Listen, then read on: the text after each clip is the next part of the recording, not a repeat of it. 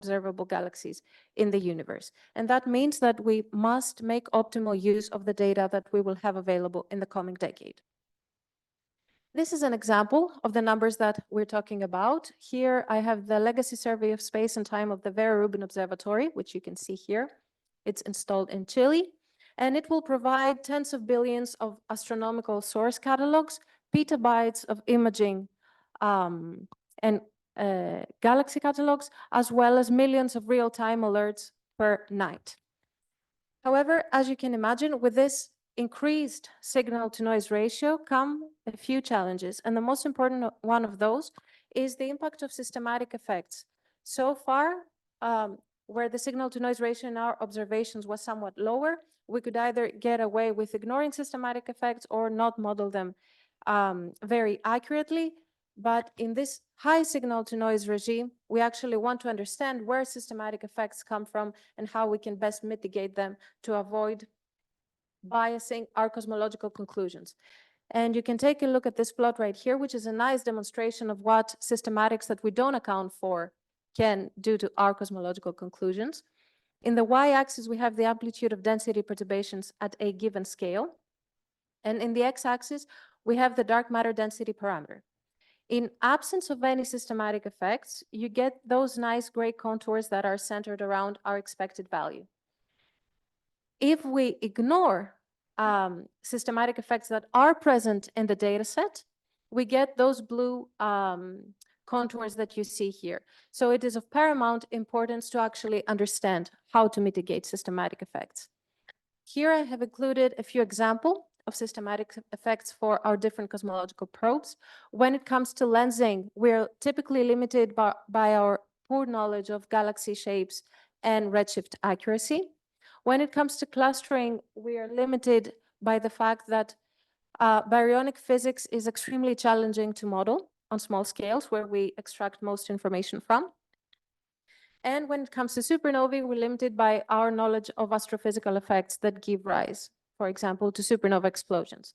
So what I would like you to take away from this slide is that systematic effects can come both from our instrument and our physical understanding of the processes that occur in the universe, and we have to properly account for them.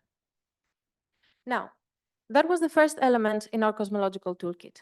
The second element is cosmological simulations, and these are typically either n-body simulations or hydrodynamical ones. Here I have included a flowchart so you can better understand how they work. We start from a realization of initial conditions for structure formation in 3 dimensions. We add some noise, and under the assumption of a cosmological model, we run those dark matter particles in the initial condition through an n-body solver. Running those dark matter particles through the n-body solver, we get a set of gravitationally evolved dark matter particles, which represent the either galaxies or galaxy halos that we observe, that we would observe in the universe. If we want to be even more accurate, we can couple this n-body solver with a hydrodynamic solver. And what this essentially does is emulate gas dynamics by solving the collisional Boltzmann equations. And if we use those two solvers in conjunction, we also get gas particles, except for dark matter ones. And if we want to be even more accurate, we can enhance this framework by using a recipe for subgrid physics. And this recipe is typically responsible for emulating processes like star formation and so on. And here I have included 2 snapshots on the left from an n-body simulation and on the right from a hydrodynamical simulation. The one that you see on the left is the biggest n-body simulation to date, which has been produced by the Euclid collaboration and has also produced the largest simulated galaxy catalog to date. And the one that you see on the right is part of the Flamingo suite of simulations, which is the biggest simulation in terms of volume and number of particles. And what I would like you to take away from this slide is that the reason why we're interested in simulations is because they can help us. They provide an environment, a controlled laboratory, in a sense, that allows us to test our observational strategies and understand the impact of systematic effects on our observations. The third and final element in our cosmological toolkit is statistical methods. In cosmology, we're working with two kinds of problems. The first one is inverse problems, like hypothesis testing, estimating the parameters of different models, or selecting between models, and also forward problems, where given some known parameters, we want to ask what is the data distribution that we expect, and finally compare it to the data that we actually observe. Those two problems, classes of problems, can be approached either by a frequentist or a Bayesian perspective, which can be applied either to compressed versions of a dataset or the full dataset. However, before actually moving on to how these methods work, we have to consider that unlike traditional experiments, cosmological ones present certain peculiarities. The first one is that we can look back in time when we're taking, for example, a measurement of a galaxy redshift or the image of a galaxy. We're actually looking at a snapshot of how the universe or that particular object was back then. The second difference with traditional experiments is that cosmological experiments are not controlled, and that means that there are parameters in our observations that change as a function of space and time. A third difference is that cosmological experiments cannot be repeated. For example, we cannot ask a supernova to explode at a given time so we can study it whenever we want. A fourth difference is that we observe only one sky, which is known as cosmic variance. And that essentially means that when we're looking at very large scales, which is, for example, the cosmic microwave background that we see here, we only observe one realization of the sky. A fifth difference is that cosmological observations suffer from selection effects. And that means that due to instrumental limitations that we have, we do not observe as many objects as we could observe as a function of a given distance. And finally, in cosmology, we typically assume the cosmological principle on large scales, which, as I said, postulates that the universe is homogeneous and isotropic. And a consequence of that is that when we take the average of an observed quantity over the sky, we directly assume that this average is equivalent to the statistical average of this quantity. Now, in cosmology, we generally prefer to go with Bayesian approaches, and there are certain reasons why we want to do that. The first and most fundamental one is because the question we're interested in answering is what is the probability of a hypothesis that we make given the data we observe. And this is very nicely encapsulated in Bayes' law, where we can select a likelihood that describes our effect that we want to study, a prior here on the parameter of interest, which ultimately yields the posterior distribution for that parameter given the data. The first reason why we're interested in Bayesian methods is because in cosmology, most powerful constraints come typically from combining probes. So here you see the dark energy density as a function of the matter density in the universe.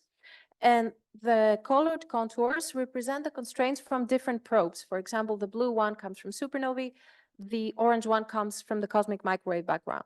And what happens if we combine those probes is that we get this nice tight constraint, which is the result of combining ultimately the likelihoods of the different probes. The second reason why we're interested in Bayesian methods is because they allow us to explicitly model our assumptions and thus avoid the risk of biasing our cosmological conclusions by propagating potentially implicit assumptions in our analysis. The third reason is that Bayesian methods allow us to relatively straightforwardly marginalize over unknown parameters. And finally, we can include prior information on parameters based on previous experiments. And all those four reasons have given rise to Bayesian methods in astrophysics, which is very nicely demonstrated by this plot right here, where you're looking at the number of papers normalized to their number 1980 as a function of year. And you see that Bayesian papers double in number every 5 years or so, whereas all astrophysics papers double in number every 10 years or so. Okay, now we have established that we are fans of Bayesian statistics in cosmology. Now there are two regimes of cosmological statistics that we can apply those methods on. The first one is the Gaussian regime, and a very nice example of that is the distribution of temperature anisotropies in the cosmic microwave background, and the non-Gaussian regime. And an example of that is the distribution of dark matter on small scales in the large-scale structure. For Gaussian and isotropic fields, like the cosmic microwave background, we know that summary statistics are sufficient. What do we mean when we talk about summary statistic? The simplest example that you can think of is two-point statistics. The first two-point statistic is known as two-point correlation function, and that essentially describes the probability of observing two galaxies at a given distance. If you take the Fourier transform of the two-point correlation function, we go to the power spectrum, where the number of modes in that power spectrum is proportional, or rather inversely proportional, to the scale that we're looking at. And that means that when it comes to clustering statistics in cosmology, we have more modes at smaller scales. So we're interested in the smaller scales, in the smallest cosmological scales, where cosmological fields are typically non-Gaussian and isotropic. And that means that we have to go beyond two-point statistics. Here I have a demonstration of why going beyond two-point statistics is important. On the left, you see a slice through a Gaussian field, whereas in the middle, you see a slice through a dark matter-only simulation from camels. And I can extract the power spectrum from both, and you can see that I can construct a Gaussian field such that it has the same power spectrum with the simulation, whereas visibly they're very, very different. So the question is, how can we distinguish between those two fields? And the answer is through higher order statistics. If I take the bispectrum, which is correlations between any 3 points in space, you will see that, as expected, the Gaussian field has a zero bispectrum, whereas the simulated dark matter field has a non-zero bispectrum that changes as a function of scale. So how can we access higher order statistics? We can either perform the mathematical computation of an nth order statistic, which is very challenging, but we can also computationally infer parameters as a function of space, where each pixel or voxel in 3 dimensions is a random variable to infer. And this is known as field level inference. We can combine, and we typically do that in cosmology, field level inference with forward modeling, where we basically start from some cosmological parameter and some initial conditions, and by employing models about how structure forms and how galaxies occupy the dark matter density distribution, we can get back to the data that we expect. And this allows us to account for systematic effects self-consistently, because whatever assumption we make at any given point is propagated to the final result through the likelihood that we pick. Traditionally, people have been using analytical methods, analytical likelihoods, in what is known as likelihood-based approach.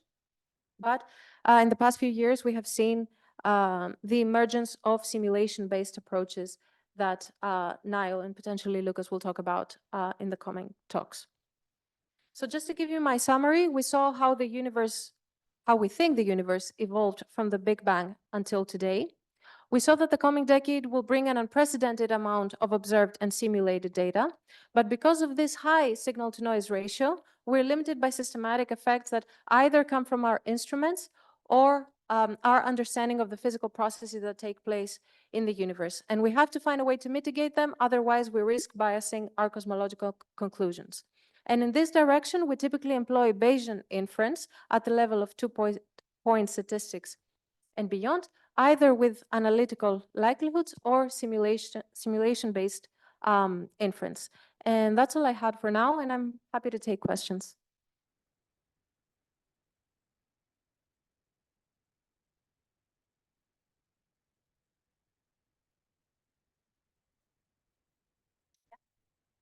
Yeah, we have time for 1 or 2 questions. Tilman? Work? Yeah. Yeah, I have a naive question. So you showed how it's important to have these higher, like, correlations. But when you do simulation-based inference or something like this, how sure are you about your result when you do this? I mean, isn't it super hard to simulate them? Sorry, I didn't hear anything. Was your question whether simulation-based inference is hard or? When you go beyond the Gaussian approximation, I would expect that simulations get really, really hard. Yes, but this is standard practice in cosmology. It has been, I would say, since the 1980s, when we started having the computational power to emulate gravitational interactions between particles. That has been the standard practice. But when it comes to simulations, at least, we don't need to actually emulate the gravitational interaction between all the particles. But what we typically do is take the average gravitational potential and solve the Newtonian equations of motion in that average potential. Yeah. Otherwise, it would be very expensive. Yeah, but what I'm worried about when you become more and more, like, detailed in your inference with these additional effects, how much do you trust your simulations? I mean, isn't that the breaking point of the entire, like, argument? I would say that the breaking point, if you can call it that, is the scale below which you have to deal with baryonic physics. And in our current analysis, we have well reached that scale. So there is an increasing effort in not only understanding the baryonic effects on observations, but actually finding models that work sufficiently well. Maybe one quick question. Yeah. Hi, thank you, very nice talk. On slide 9, what is it about baryonic physics which is not understood? Right. So an intermediate link between galaxy observations and our conclusions about how dark matter is distributed is how galaxies follow the underlying dark matter distribution. And this is known as galaxy bias. People have had analytical recipes in the past to emulate this effect. They typically assume that galaxies follow a Poisson likelihood. But now we know that this is not sufficient, especially at small scales. As you said. So typically, people either now try to use more sophisticated analytical models or even use empirical recipes to describe that distribution. Thank you.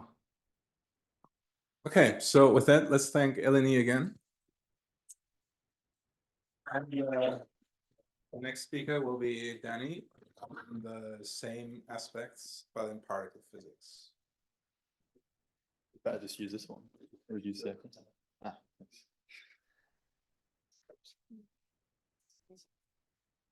This one's better. Yeah. Yeah. Okay. Right.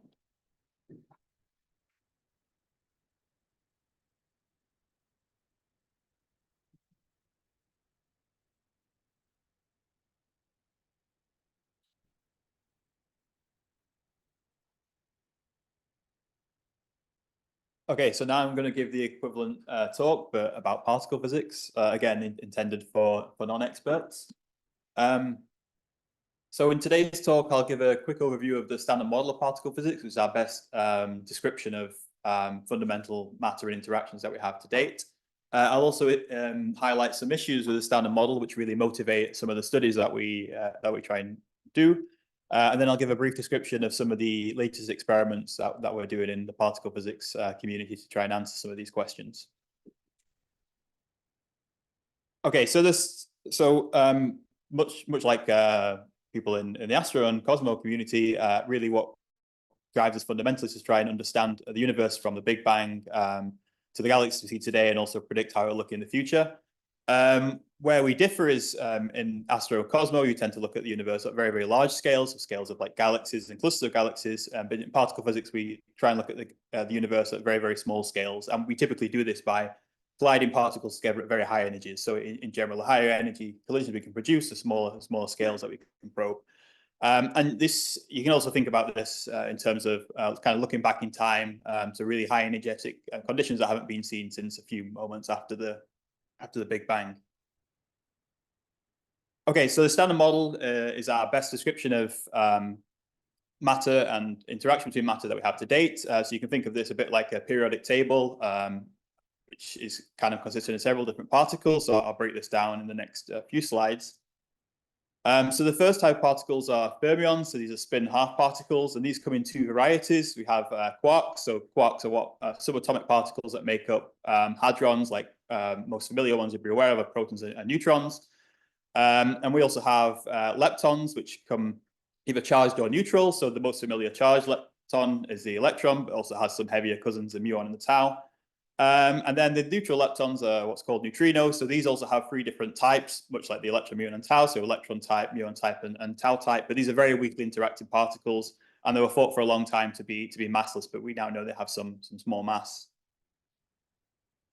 Okay. And the other thing worth noting here is that for the fermions, we see these come in like these three different groups or generations, but we don't really have a good explanation as to why nature seems to want to have three copies of these.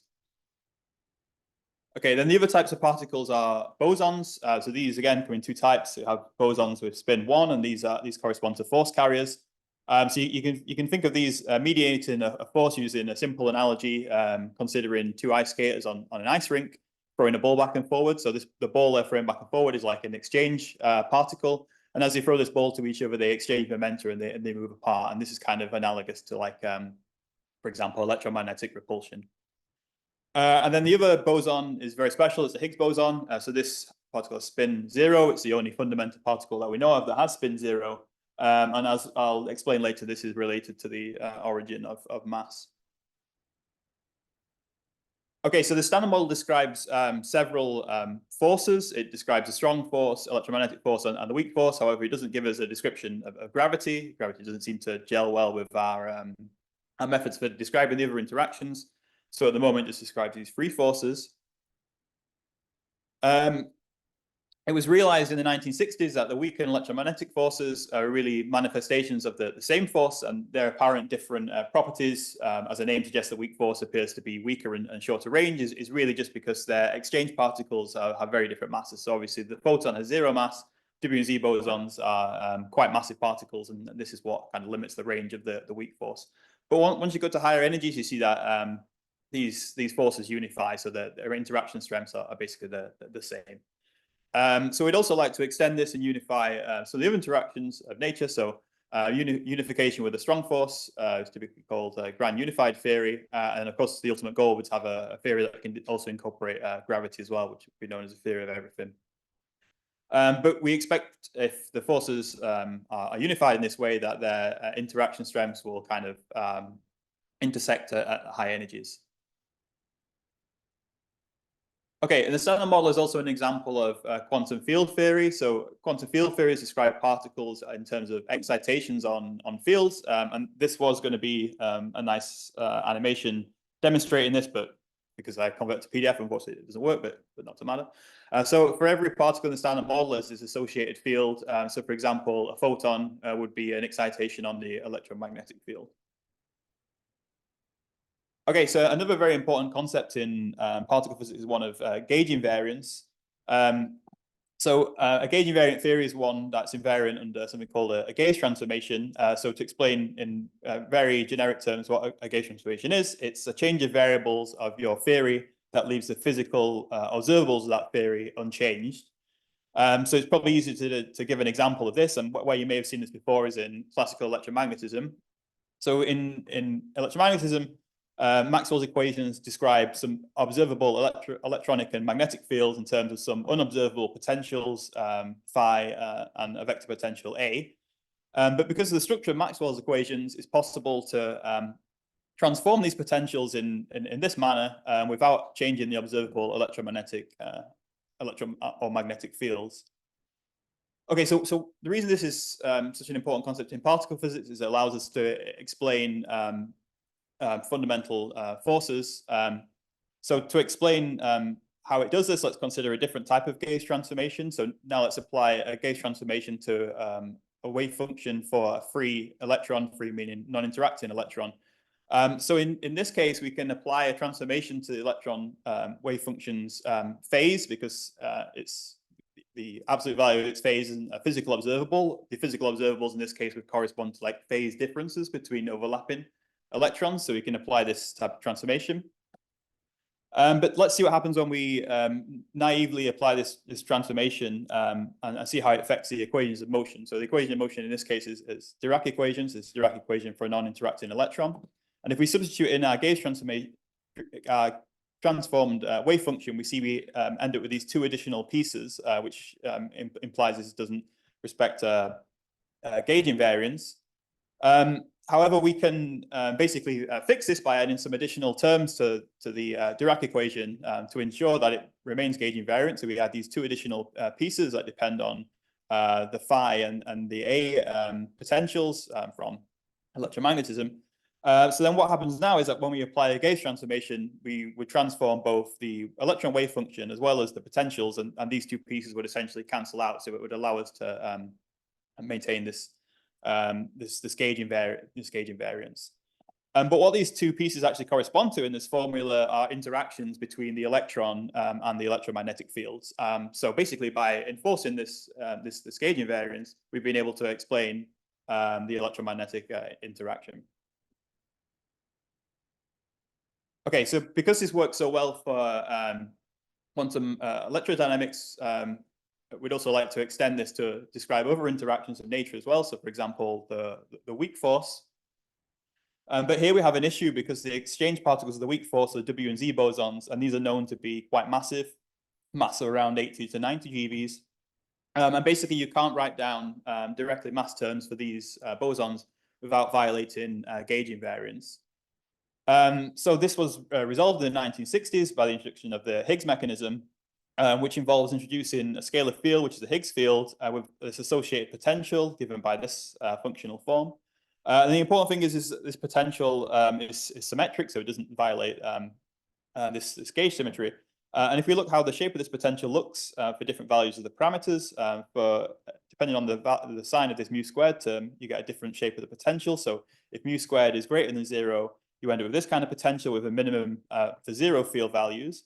But then in the early universe, if we undergo a phase transition and the sign of this mu squared term changes to negative, we end up with this different shape of a potential that we call the so-called Mexican hat or wine bottle potential. So in this case, the minimum potential isn't at 0 field values anymore, and there also isn't a unique minimum to this potential. So the minimum of the potential no longer shares the same symmetry of the overall potential, and we call this spontaneous symmetry breaking.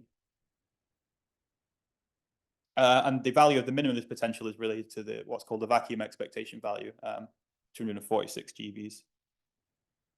So the reason this allows us to generate mass terms in standard model is because massive particles that travel through the Higgs field interact with the vacuum expectation value and experience a drag, or in other words, inertia, meaning they've acquired a mass. So the idea here is that any massive particles are the ones that interact with this vacuum expectation value, whereas massless particles such as photons won't interact with it, so won't experience this drag and don't pick up this mass. But just like all quantum fields, we know there should be an associated particle, which is the Higgs boson. So by detecting the Higgs boson, we're basically able to test whether this Higgs mechanism is really realized in nature. Okay, so I just wanted to briefly go over Feynman diagrams, because no doubt you'll see some of these diagrams in the talks later today and then over the next few days. So Feynman diagrams give us a nice pictorial way of visualizing a particle interaction. So for example, here, an interaction where a positron and electron are annihilating to produce a muon and anti-muon pair. But they actually encode some important information as well about the amplitude or the probability amplitude of these processes as well. So basically, each line and vertex in these diagrams represents a mathematical expression, and we can use those to calculate the overall probability amplitude of a process. And then the other important thing I want to highlight in this diagram is whenever you have a line that goes between two vertices, we call this a propagator. And if you calculate the mass of these propagators by using this E squared minus P squared formula, this doesn't necessarily have to equal the mass of the particle itself. So for example, you can have a photon propagator with E squared minus P squared not necessarily equal to 0. This will be important later on because it means that these particles can kind of influence some of our interactions even if we can't produce them directly. Okay, so the standard model does really a great job of explaining several, well, many experimental observables. So basically, every test we've done pretty much with the standard model to date has just been confirmed experimentally. But despite this, we know that it can't be the ultimate description of the universe, because we know of different astrophysical observations that it can't account for. So famously, it can't. It doesn't provide an explanation for dark matter or dark energy. It also doesn't explain why the universe appears to consist of matter when we don't see a significant amount of antimatter in the universe. Whereas in the standard model, we expect these to be created in equal quantities and then annihilate, so leaving nothing but energy. In the standard model, these neutrinos are also predicted to be massless, but we know from neutrino oscillations that they have some mass. And we don't understand the mechanism that produces their masses at the moment. And also for these grand unified theories I described previously, we'd also hope that the interaction strengths for the strong, weak, and electromagnetic forces will intersect at high energies. But when we look at how they run with energy, we see they don't quite, they don't intersect, as you see here. And then another important problem with standard model is what's called the hierarchy problem. So speaking very generally, the hierarchy problem is an issue due to the fact that gravity is so much weaker than the other interactions. But I think this is best expressed in terms of the Higgs mass. So we know the Higgs mass is 125 GeVs. We measured this experimentally. But if you calculate quantum corrections to the Higgs mass, arise through diagrams like the one shown here, you end up with a very large number for the quantum corrections. And that's because when you have a diagram such as this with a loop, you have to integrate over all possible momentas inside this loop. And this gives you a divergent integral that will, well, naively go to infinity, but we don't allow it to go to infinity because we say at some high energy scale, gravitational effects that aren't included in the standard model should become important. So we instead cut this integral off at this high energy scale lambda. But because the gravitational force is so much weaker than the electroweak scale, it means this lambda is a very large value.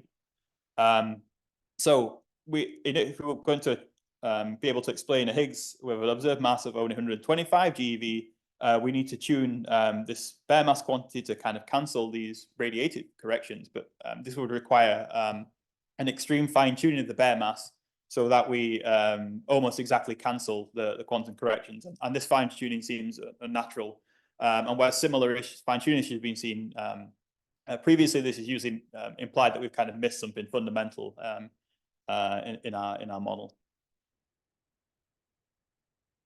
Okay, so one very elegant solution to the hierarchy problem, which was very popular, at least up to a few years ago, was supersymmetry. So supersymmetry is a fundamental symmetry that links fermions and bosons. So what you get in supersymmetry is essentially for every fermion in the standard model, you have a bosonic partner, and for every boson in the standard model, you have a fermionic partner. And the reason this solves a hierarchy problem is that when you have these Feynman diagrams, including standard model particles, you also obtain similar Feynman diagrams involving the SUSY particles, but these enter the radiative corrections with opposite signs. So these will tend to cancel these large radiative corrections. So it solves the hierarchy problem. But there are also other motivations for SUSY as well. So it also gives the dark matter candidate because the lightest SUSY particle can be stable. And it also makes these strong, weak electromagnetic couplings intersect at high energies, which we didn't get in the standard models. This looks also good for our grand unified theories.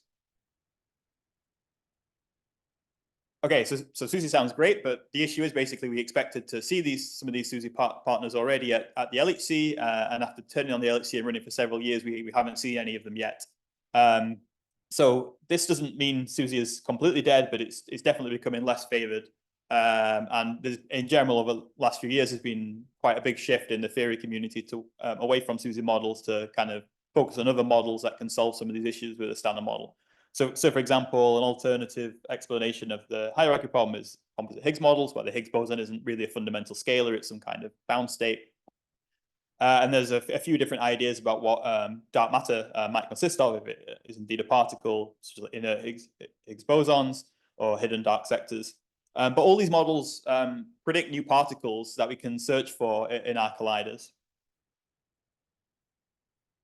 Okay, so how can we search for these? So obviously the simplest way to search for them would just be to try and produce these high energy particles directly in our colliders. So the way we do this is we smash together particles with very, very high energies. So the highest energy collisions we've produced so far are proton-proton collisions.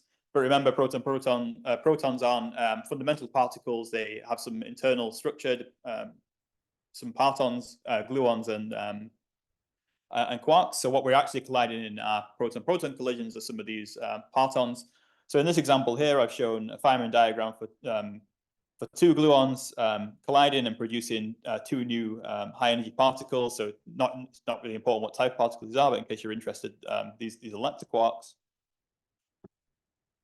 So provided we can produce high enough energy collisions, we can produce these particles directly. So the highest energy collisions that we're able to produce to date are the Large Hadron Collider. So this collides protons of energies of 13.6 TeVs. And this is a very large collider located at CERN. And you see around the ring, there's several experiments. There's 4 in total: CMS, Atlas, ALICE, and LHCb. But the 2 of these experiments that are really focused more on this high energy frontier are the CMS and Atlas experiments. And these are these kind of very large cylindrical detectors. So here you can see CMS and here you can see Atlas. So both detectors are designed in slightly different ways, but they're fundamentally trying to do the same job. So I'll just describe what the structure of CMS. So this diagram shows kind of a wedge of the CMS detector. So you can imagine like the full cylinder here. But CMS consists of several different subdetectors looking to measure different particles that are produced in our collisions. So we have a silicon tracker located very close to the beam pipe, and this is to detect tracks from charged particles. We then have calorimeters, so electromagnetic calorimeters, which will detect electrons and photons. Hadronic calorimeters, which will detect and measure energies of hadrons.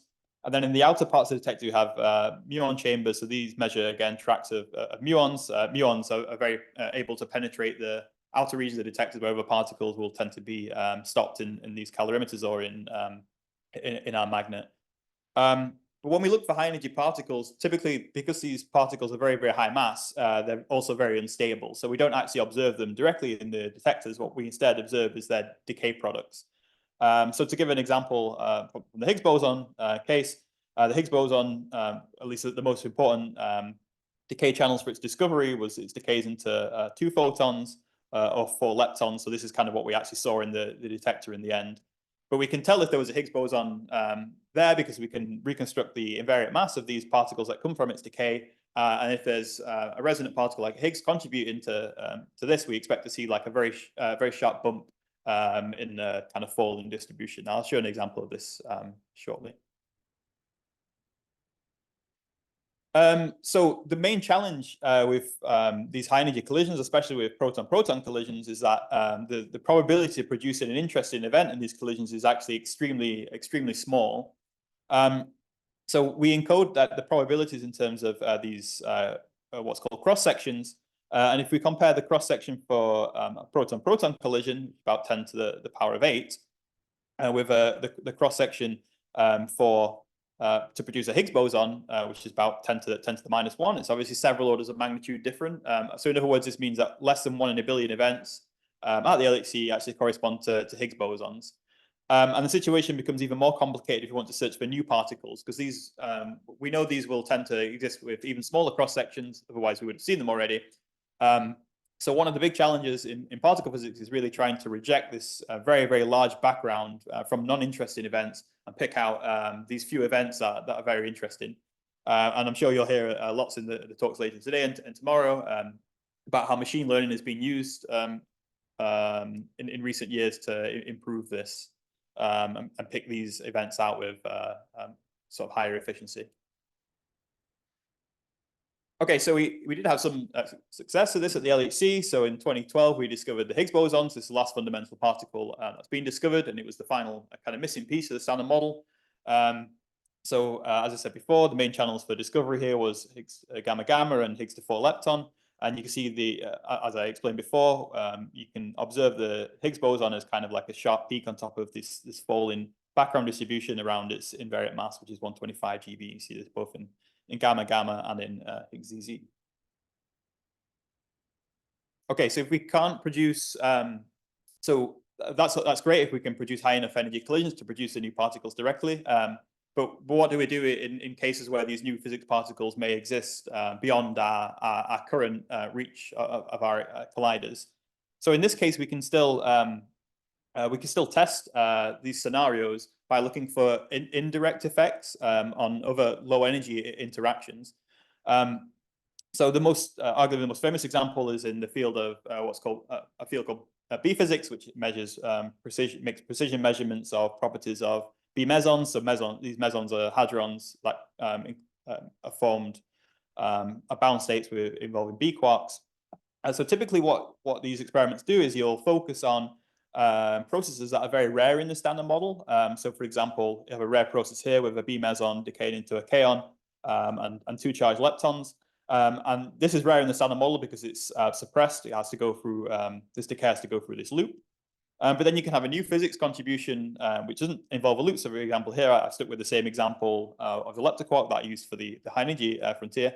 But because this doesn't go for a loop, it can kind of compete with the standard model process, and we can basically test this model by measuring this, for example, the rate of this process, and comparing that to our predictions from the standard model. And if the prediction don't match exactly the experiment, we can say that something must have been contributing here.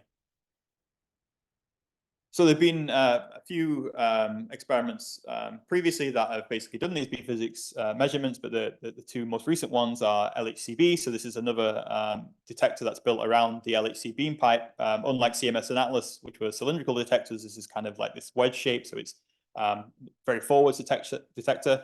That's to exploit the fact that B mesons tend to be produced in these forward directions. And then we also have B factories, which are electron-positron colliders, where you tune the electron-positron collision energy to about 10 GeVs, because this corresponds to the energy of the so-called upsilon meson, which is a meson, a BB bar meson. This will then tend to decay into lots of different B mesons that you can use to measure these rare processes. Okay, so moving away from collider physics, another big area of study is in the neutrino sector. So as a reminder, neutrinos are these very weakly interacting particles. But because they're so weakly interacting particles, they're very difficult to detect. And the analogy that usually gets used is that if you were to fire a beam of neutrinos through a whole light year of lead, only about 50% of these would be absorbed because they're just so weakly interacting. So they're very difficult to observe. And they also have these very mysterious property where they seem to be where they change types as they propagate through space. So as a reminder, you have these three different types of neutrinos: electron type, muon type, and tau type. But if you have a source producing one type of neutrino and then you measure it a certain distance away from the source, you won't necessarily record the same flux of neutrinos as you had initially, and that's because some of them have changed type from, say, electron type into muon type. So this was discovered by this so-called neutrino oscillations was discovered by the Super Kamiokande experiment in the 1990s. And a major implication of this is that the neutrinos must have some mass. So again, a nice way of thinking about this is if we know from Lorentz invariance that any massless particle has to travel at the speed of light, and as it travels at the speed of light, it doesn't experience time. So if it doesn't experience time, it can't change type. So the fact that these are changing type kind of suggests that they must have this mass. Okay, so these oscillations arise because there's a mixing between the flavor and mass eigenstates, which aren't the same. They're not orthogonal. So the flavor eigenstates are like a superposition of the mass eigenstates, and this superposition is determined by this so-called PM&S matrix. This depends on several mixing angles that we measure experimentally, but I just want to highlight one parameter in this matrix, which is this delta CP. So this delta CP corresponds to a CP violating phase. So this basically tells us there's room for CP violation in the neutrino sector. So in other words, antineutrinos may oscillate differently from neutrinos. And this could have big implications for explaining this matter-antimatter asymmetry we have in the universe, because CP violation is one component that is needed to account for this. And interestingly, some combinations of neutrino data have kind of hinted at a value of this angle that would indicate CP violation in the neutrino sector. But we need some more data to be able to make a stronger statement on that. Okay, so neutrino experiments come in several different varieties. So we have neutrinos produced by different sources. So these will tend to produce neutrinos of different types and different kind of energy ranges. And we also have different so-called baseline experiments. So here baseline means the propagation distance from source to detector. So we have a very wide variety of baselines all the way from solar neutrinos. Obviously here the propagation distance between the sun and the earth. Reactor neutrinos, where you place your detector very close to a nuclear reactor, so it's very, very short baseline. And then we also have atmospheric neutrinos and accelerator neutrinos, again with different baselines. So by measuring different neutrino sources with different baselines, we're able to constrain different parameters in this mixing matrix, and then by combining together all these experiments, we can basically measure all the relevant quantities. Okay, then the final type of experiment I want to discuss today is direct dark matter experiments. So of course, we don't know what the nature of dark matter is, but it seems quite likely that this may come from a new particle that's not included in the standard model. But we can hope to detect these particles directly, because we know they should be all around us, permeating the universe, and we can try and look for cases where one of these dark matter particles interact with a standard model particle. For example, you see an example on the next slide. Okay, so arguably the most well-known current experiments are ones using liquid xenon. So the idea here is that you basically produce a very large tank of liquid xenon, and you position this tank usually many meters, even miles underground, in like disused mines to reduce noise from background radiation. And then a dark matter particle can interact with a liquid xenon nucleus, causing a nuclear recoil. And this produces a very distinctive signature, producing both electrons and photons. And we can use this distinct feature to differentiate from background events that might just come from some like residual like radioactive decay in the detector. So these experiments are now becoming extremely large, using a lot of liquid xenon, and they've been able to probe different dark matter scenarios. So here's showing an example of dark matter. So this is a limit on the dark matter interaction cross-section versus the dark matter mass. And you see here some limits from the various xenon experiments. So the most stringent here coming from the LZ experiment. So this hasn't seen any evidence of these dark matter interactions so far, but the idea is we're trying to build larger versions of these detectors in future that will allow us to really probe even smaller cross sections and hopefully see some hints of these particles in the future. Okay, so that was everything I wanted to discuss today. So in summary, I give an overview of the standard model of particle physics, which is our best description of the universe to date. But we know that this can't be a complete description of the universe, because it has these several problems that it doesn't address, for example, dark matter and dark energy. But this is really what's motivating us as particle physicists to try and answer some of these questions. And I presented some of the latest experiments that we've been conducting to try and understand some of these puzzles about the universe. Thank you.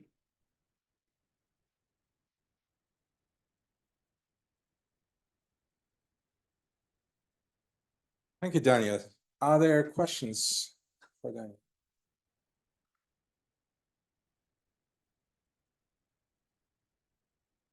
No? Well, then, everything was clear. Thank you very much.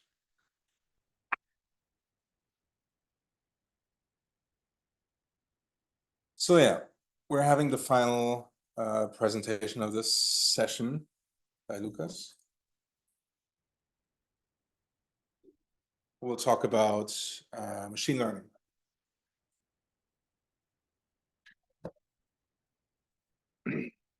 And this will be mostly Blackboard based, so let's see if we can, for the people attending on Zoom. Oh, you have some segments on Blackboard. Okay, well, Stop there. I can control the Okay. clicking. There's an eraser. I think I probably have to. Yeah.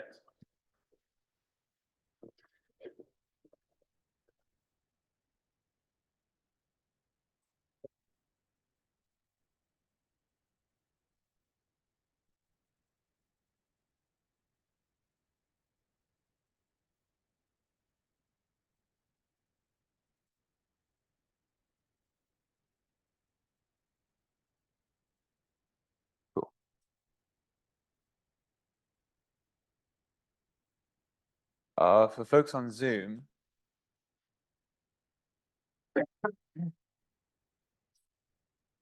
is this readable? Can someone give me a thumbs up? Yes, I can see it clearly. Yeah, let me get out of the way. Is that readable? Cool. Yeah. I'll be doing some diagrams and will be sort of erasing as I go. I'll be referencing diagrams in the talk. My goal here is to go through the anatomy of a machine learning problem geared at the uninitiated to sort of pull away the cobwebs and the black boxiness that I find modern machine learning sort of confronts you with when getting started. But now, a lot of this can be wrapped up in loads and loads of logos, acronyms, even in the physical sciences. So I decided to title this talk "How and Why Machine Learning Works." I'm going to try to answer the how and give you some food for thoughts about the why as we move on. So I think, let's see. You've probably seen this. I think this is from back in 2017 or 2018. It's sort of a viral comic describing sort of the current AI hype zeitgeist around what is now called artificial intelligence, was once known as machine learning, and even beforehand, statistics. The reason I wanted to open the talk with this cartoon is that while there are very domain-specific pieces to AI and to ML and to statistics, they're all mutually intelligible. And it behooves you, especially if you're getting started for the first time, and your eventual goal is, I don't know, building AGI or AI, whatever you want to call it, does behoove you to break it apart and take a look at the basics, starting from statistics, which I hope this meeting will stress. Right. So I wanted to walk through a problem. I mean, if anybody's done an ML tutorial online, you might have started with MNIST, but I don't know how in depth you went when breaking down the problem. So MNIST is a solved many times over, and in fact, it's a stand-in for just a test data set for a particular architecture, a particular task. The MNIST data set is just 28 by 28 pixels of handwritten digits with class labels. And you can imagine that for people with particularly bad handwriting like myself, it can be quite difficult for just a set of ones and zeros that you call a neural network to figure out the class label of a particularly badly written digit. But the whole idea behind this data set is that you have loads and loads of examples of handwritten digits, and you're trying to predict how to distinguish a 1 from a 2 from a 3, etc. So I'm going to simplify this problem here and just take a look at 3 by 3 matrix. This is going to be our image. So we won't actually be able to do all of the digits. And for this first example, we're going to look at a 1 that's just painted in the center here. You could probably solve this by hand. What a fully connected network does, so the first operation is to get the data into the bottleneck or into the mouth of the network. So in this case, we're just going to unflatten it. And we're going to unflatten it, sort of unravel it row by row. So what you're going to end up with is an open circle, closed circle, open, open, closed, and then open, open, closed, open. And in the MNIST data set and in real image data sets, you could press harder on the paper. So you might have a darker pixel or a lighter pixel. You might have a different colored pixel. And you can denote this by a value, so a real number value in the input image, right? So each of these guys could actually have a number 0 to 255, I think is dynamic range of the MNIST data set. But in this case, we'll be doing ones and zeros. So then, just like this diagram here, you have an arbitrary number of connections. I guess they've labeled it with a certain hidden layer. But the first thing that your network is doing, we'll write this in math down here, is you're computing some sort of function of the input x. This is our data x here. Which in this case is just some sort of matrix multiplication. A, x. And A has some dimensions of x, and then some hidden dimensions. So we're just going to call this n hidden here.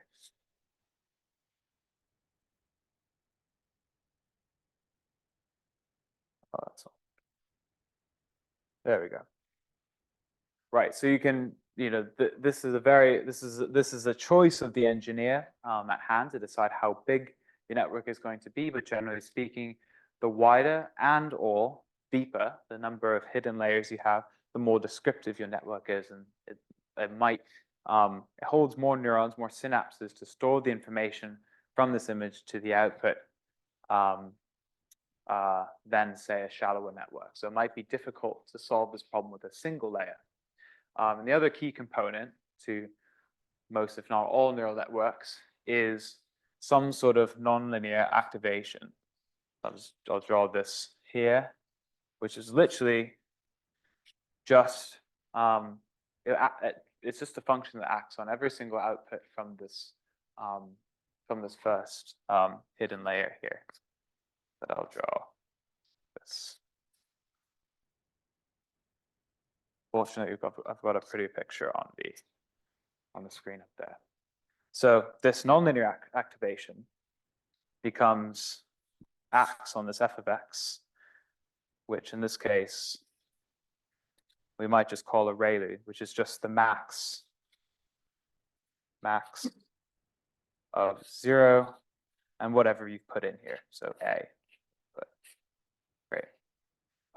And what is quite counterintuitive, and again, for a long time we only really had empirical evidence as to how this works, is that by stacking these layers really, really deeply, by stacking different linear transformations coupled with nonlinear activation functions, you enable this network to take on a flexible nonlinear mapping from input to some output. In this case, the output here, we call it y hat, is some class label, right? What we'd like to do is figure out whether or not my terrible handwriting per character is a 1, a 2, or whatever, down to, let's say, 9. Cool. So this would be, I guess if you've included 0 in here, this would be a 10-element vector with a 0 at 1 denoting each class label. Right. So the way I should have started this, is just, okay, we want to illustrate an ML problem. Let's plug and play. But really, the way you should start any problem using machine learning is, what is your objective? So let's talk about why this objective is difficult. First of all, so I simplified it down to a 3x3 matrix. But in reality, looking at 28x28 in the MNIST data set. And this is one of the smallest image classification data sets available. And many of us in this room are dealing with physical data sets from cosmological, astroparticle experiments, which are far, far larger than this. So we're talking about the number of numbers, the number of bits you need to describe these data vectors. They're usually massive. So in a way, this network is a way to consolidate or compress that information down to some sort of label. So what was once an image taking up 28x28 pixels can now be consolidated down into ones and zeros of a 10-element vector. So this is an information compression. So most, if not all, ML tasks, especially these benchmark data sets that for those who are just getting started, should be viewed as both embeddings. You'd like to figure out some way of encoding this information into some higher dimensional hidden space, and then consolidating that information, mapping that information down from the hidden dimension down to an objective, which is usually smaller. Of course, machine learning is very useful for generating large data as well, but there is still usually a mapping to some abstract space and then a mapping back to something realistic, in realistic coordinates or data space. Cool.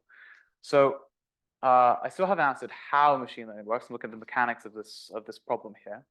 But I thought I'd go over, just give you sort of the formalism for gradient descent, which is how you get compositions of these functions, activation functions, to behave and give you a nice compression for your objective. So in this case, our objective, people on Zoom, please let me know if a shadow gets in the way here. The objective here, and I write this as a curly L, you've got a load of truths, right? You hope that your data set, X and Y, are drawn from some distribution of X and Y that's somehow representative of the real world, right? Like you've interviewed enough people and you've gotten them to write the digits down to consolidate this data set. So that's sort of an underlying assumption, and Niall will point you to the statistical interpretation in his SPI talk in a bit. But here, the loss function usually on the surface takes two arguments. It takes some known y and some predicted y. Again, you're trying to train your network on what you know. But really, this is a loss function of, again,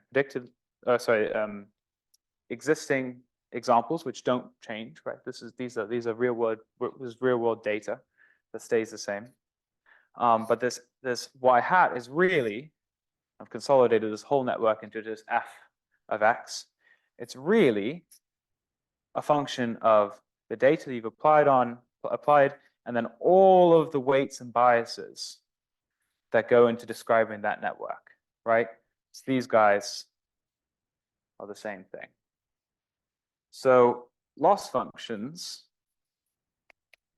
so the way loss functions work with gradient descent is you'd like to get these weights and biases in here to wiggle in a way that helps you solve your problem. And you like to do that iteratively until they can't wiggle anymore to help you out. So in maths, what that means is if you take the change in this loss function with respect to the model weights, which are allowed to move, again, the data here is not moving. We are trying to learn around the data. This is the optimization that we're doing. If you take the change in this loss function as objective, which this is the distance between y and y hat. In this case, we're using binary cross entropy, if you want to look up that formula. What we'd like to do is make use of this gradient through the network to change the weights. So we can define is stochastic gradient descent, which, if you know anything from Newtonian integrator methods, what we're going to do is give the weights at step n some sort of kick, so n plus 1, which is proportional to the change in this objective with respect to the model weights. This parameter lambda that I've introduced here, probably the most important thing that you ever play with, that ever have to change when coding up your first or 100th machine learning model. This is the learning rate.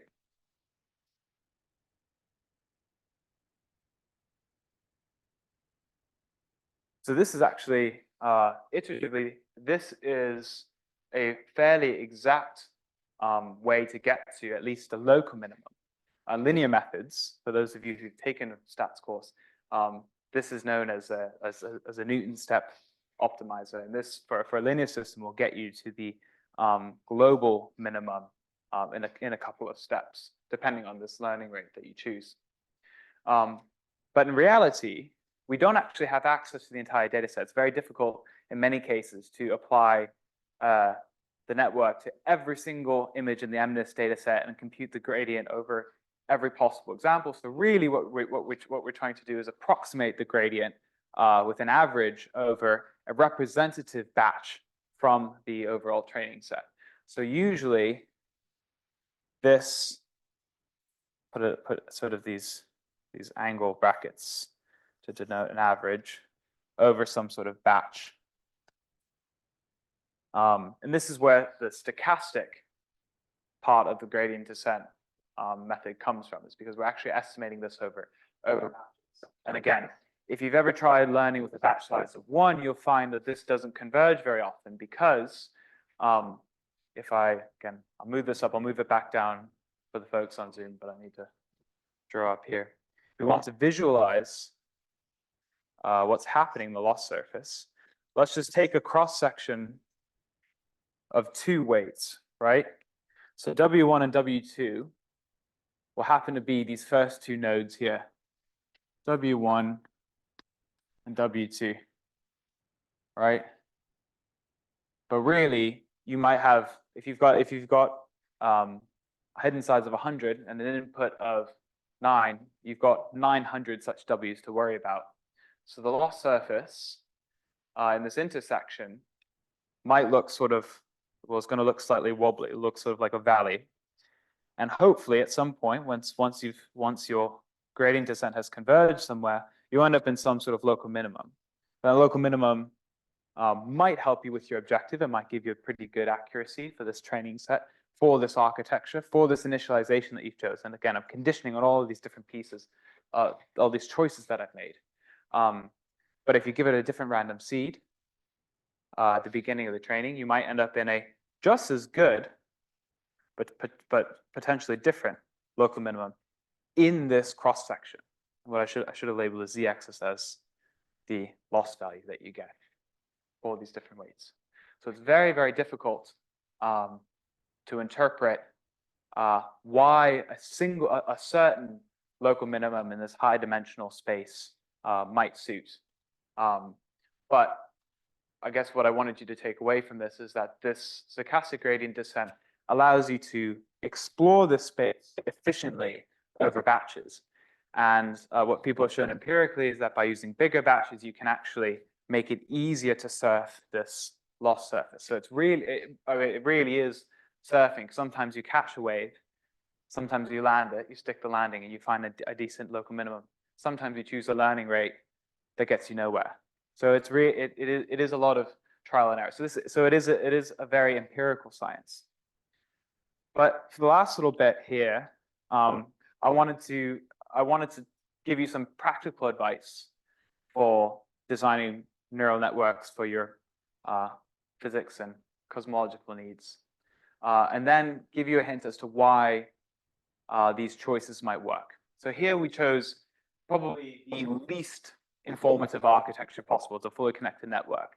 There are loads and loads of information theoretic proofs to show why in the infinitely wide neural network limit for a couple of for a fully connected dense network like this with ReLU or whatever activations, there are loads of information theoretic theorems that guarantee convergence on certain problems. So you can by taking the infinite width limit, you can solve a lot of problems in theory. But we live in a finite network, finite data world. So making smarter choices about your architecture or your data input can really improve things. What I wanted to illustrate. So this brings us to what machine learners call inductive biases and physicists know as symmetries. It's ways of simplifying your problem. And I thought I'd have more board space, but you guys all know this. But if I ask you to solve a two-body problem in the X, Y, Z coordinates of each body, I think you'd probably tilt your head a little bit, just because the terms if you wanted to even if you wanted to write the total energy of the system, that ends up being rather difficult to solve for dynamics. But we know that in problems like planetary systems, there are simplifications that you can make. You take the reduced mass of the system, change the coordinates, and suddenly the math becomes not 2 pages long, but maybe 3/4 of a page. And this works for machines as well. Simplifying the problem in terms of how you feed the data into the network can give you a leg up. So for instance, in this MNIST problem, instead of squishing these images down into some nasty long vector and asking some really, really dense matrices to multiply it and adjusting those weights to figure out which pixels light up for which image, which handwritten digit, you might instead apply a convolutional operator, which scans over the image. In this case, I mean, for the silly example here, I guess it would be a single number that would pass over.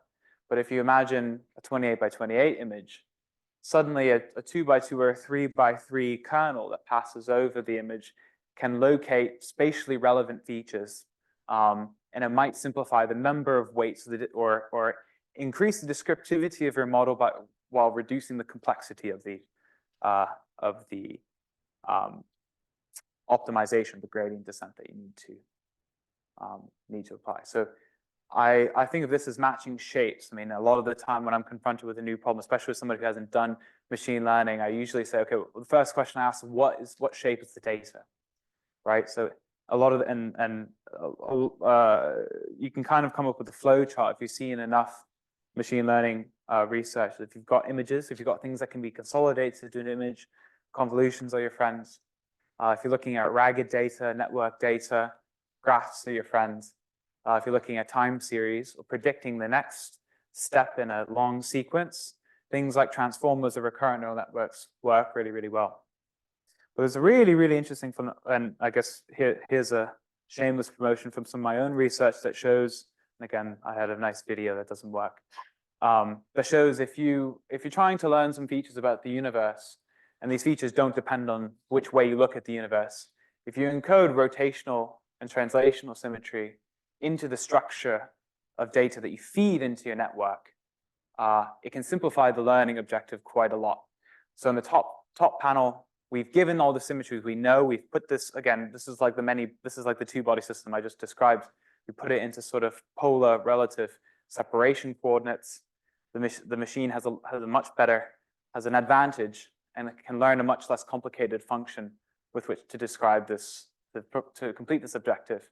Whereas if you put in X, Y, Z coordinates arbitrarily, the network takes a long time to figure it out. And in fact, for different connectivities of this graph, this input graph, which are the different colors, the network fails to complete the objective that we asked it to. So it's just a demonstration of why or how inductive biases work. But I really haven't told you why inductive biases work. And I wanted to keep this, I wanted to highlight this again. This is the food for thought piece of the discussion. There's a recent article by Goldblum et al.'s group at NYU that I came across a couple of weeks ago, and I thought it fit into this discussion really well. So Niall is going to be talking about the interpretation of machine learning from a simulation-based inference perspective, and he'll go into exactly how you might use these methods to extract information from your data set. What I'm interested in here is exactly why machines work as well as they do, considering, as I mentioned before, we have so much information theory that tells us that machine learning shouldn't be doing as well as it's doing. So you've got these no free lunch theorems. If you look at Weber, 1997 or 1996, I think was the first one. The no free lunch theorem tells us that over a uniform distribution of data or learning problems, not all machine learning algorithms can do well, or one learner can't do well on all tasks. But what's really strange is and you see this a lot in the literature, especially when it comes to transformers, which you can, if you want to look up the details behind how transformers work, they can kind of figure out correlation arbitrarily, like larger context windows or larger correlations of inputs, and they work on a lot of domain problems. So the transformer has been shown to work on images, on graphs, on sequences, far beyond the NLP or natural language processing problems that they were designed for. So, and you see this a lot. I mean, you also see this even in physics, where you take a pre-trained network that's learned to classify elephants from cats, and it works really, really well in astrophysical data. And it's really strange as to why the weights and biases, again, these silly matrices and nonlinear activation functions that we described for the MNIST data set, why they should be working so well on an entirely different domain with totally different dynamic ranges of inputs and all of that. So these folks, and again, I encourage you to take a look at the paper, because I will inevitably gloss over a lot of the interesting details, explains this effect in terms of, essentially in terms of the number of bits in real-world data sets and the models used to describe them themselves. And they do this through the lens of Kolmogorov complexity, which the Kolmogorov complexity of a single piece of information X is the complexity of the shortest program that outputs X. And you can measure this in bits, right? Nats or zeros and ones, so the number of zeros and ones. And the Kolmogorov complexity of Y given X is the complexity of the shortest program that outputs X given some input Y. And what's really interesting is that, and I'll show you some cool empirical results that sort of unify this. If you think of a machine learning architecture that's designed for one domain, and then you ask it to do a completely different domain, you might expect that it would completely fail. But this is not the case. So this is the effect that I'm going to try to explain with this one expression here.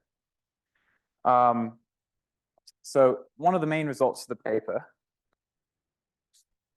I'll just write it out here, is that the Kolmogorov complexity of some model that outputs some labels Y given some inputs X. So again, this is this input could be images, and this output could be labels. Is actually bounded by the classifier's accuracy. So this is the accuracy of the neural network coupled to some classifying output of log 2 plus 1 over n. I'm going to write a couple of terms here, but I'll wrap them all into consolidate them all into one log 2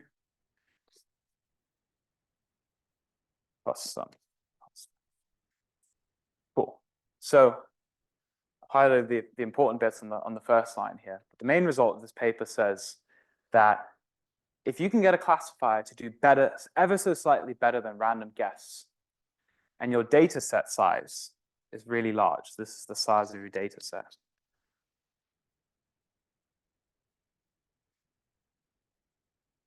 What this says is that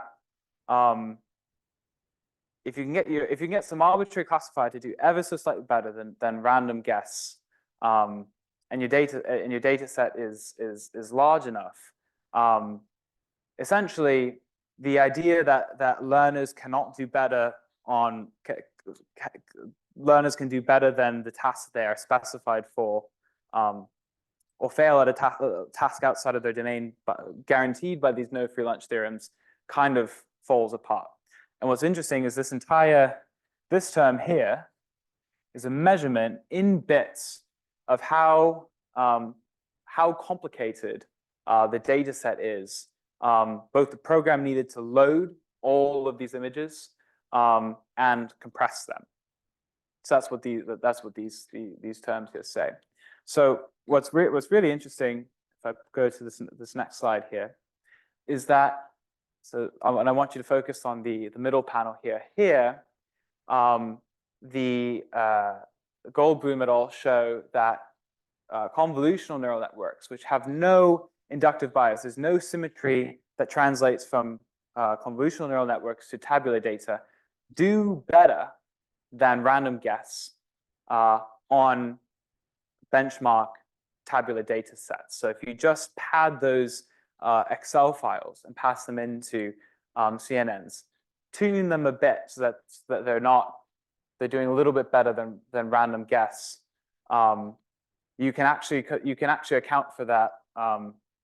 You can actually account for this improved this unintuitive behavior because the data themselves are compressible, or most real-world data sets are actually much simpler or much more structured than the number of bits needed to describe them. So what this means is that so this gives us sort of an insight as to why machine learning models work the way they do, even though we have all of this literature saying that they shouldn't.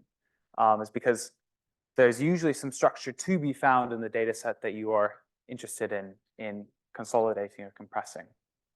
So I encourage you to take a look at this paper. It's not a super satisfactory reason as to why machine learning works, but it gives you some insight as to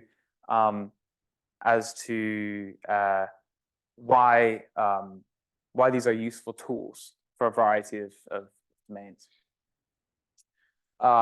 So the last little piece that I wanted to cover in this talk, again, this is sort of machine learning for the uninitiated, is how to sort of get started with your first projects. I would argue that the first thing you should do, if you've got an open problem, a computational problem in particle physics or cosmology, I think you should take a look at all of the non-machine learning tools at your disposal first, and make an argument to yourself as to why you might need something fancier.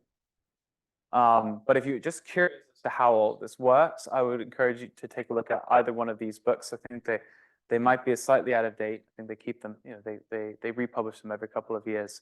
But Kevin Murphy's book particularly has all of its examples written out in, I think, at least 2 or 3 different frameworks.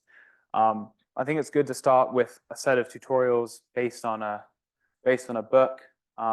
You can use a language of choice. I think all of these are interchangeable at the moment, and there are even modules to translate between the two.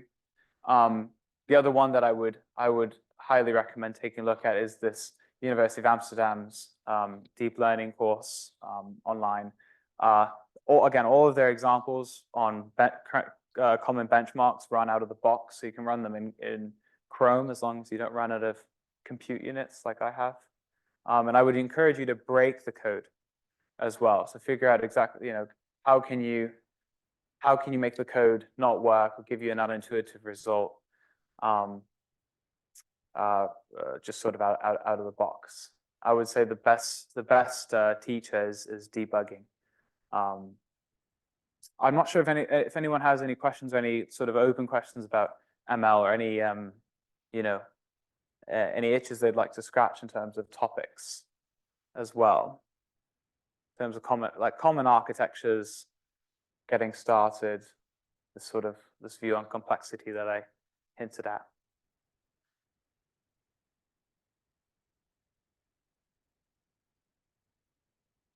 Yeah. Mm-hmm. Yeah. So would you say it's more beneficial to change the batches, like when you do iterations in the especially in the deep learning, that you change the batches, or would it be more beneficial to have the same batch every time you run it? Because it talked about this. Now you have the 3-dimensional figure there. So is it better for the global minimum to be achieved if you change the batches, or? So I should say there is no global minimum. Might be that some minima, not all minima are created equal, right? What I would do is sort of the two things that you want to vary, maybe not at the same time, is okay, maybe fix your learning rate and change your batch size. Or if you're constrained by memory, by how many simulations you can fit in or whatever, fix the batch size and then vary your learning rate. So what you want to do when you say run your program, I guess you mean train until exhaustion, or for one epoch. So I guess what you want to do is you want to minimize your loss for a given choice of what we call hyperparameters, and then change the hyperparameter ever so slightly and see where it goes. You do this by hand a few times to get a good feel for it. But then there are packages which can run this sort of grid search where they change the inputs for you to adjust to your data set. Is that what you? Not quite. I mean, the batch, because the batch constitutes of, let's say we have pictures. So batch size of 5 would be picture 1, 2, 3, all the way to 5, and then second batch would be so on. So for every epoch, will you use the same batches, or will you change the batches such that? Oh, the sample, like the The sample. Yeah, the sample of the batch. Yeah. I generally find it's better to shuffle. So because what you want each batch to be representative of the underlying gradient of the entire, the gradient computed of the entire data set. So it behooves you to shuffle it every single time such that you're, at an expectation over a set of expectations over all of the training epochs will give you a well-sampled distribution of well-sampled trajectory, gradient descent terms, over that training set. So I would shuffle every time. And what you can see is you might end up with slightly choppier behavior, for example, when you do that, especially in the beginning of training. And that's because the network has to get used to different estimations of this loss with which to perturb the weights and compute the loss every time. All right. Thank you. It's cool.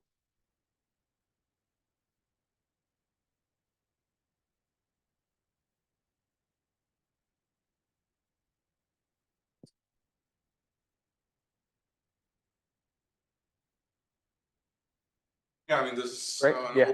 open floor for discussion, right? So we still have a few Okay. minutes, but if there are no more questions, go for an early coffee break. So maybe looking into the audience, oh, sorry. Oh, that's the cube now. Yeah, does it, okay. Yeah, are there more questions to Lucas?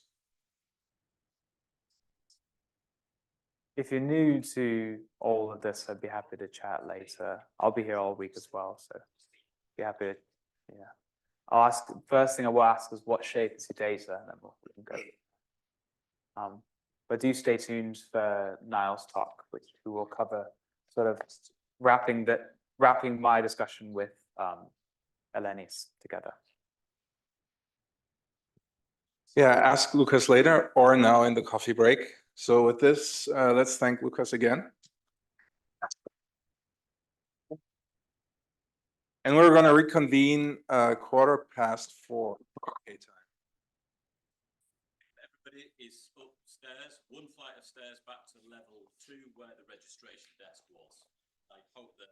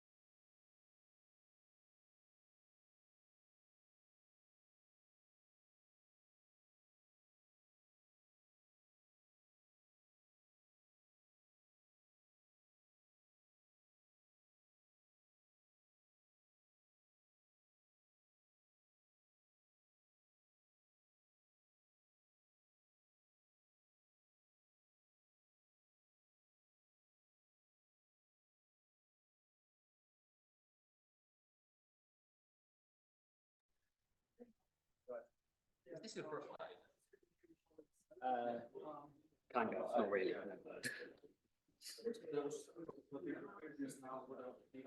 Oh, it stopped working. Where does this go?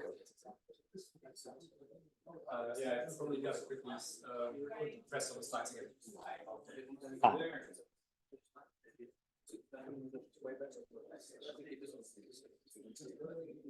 Is the lights on? The lights are okay. It's probably fine. That's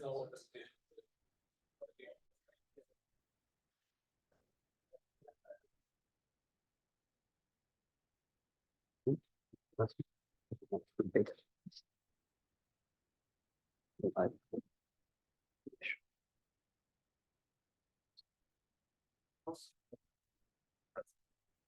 Yeah.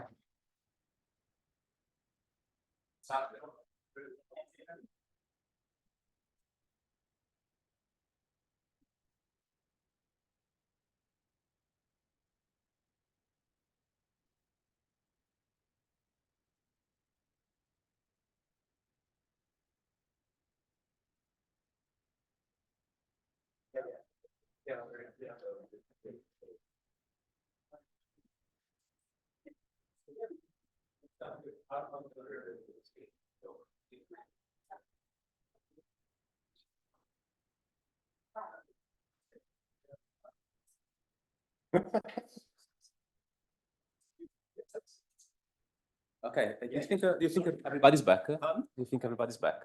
Or shall we wait?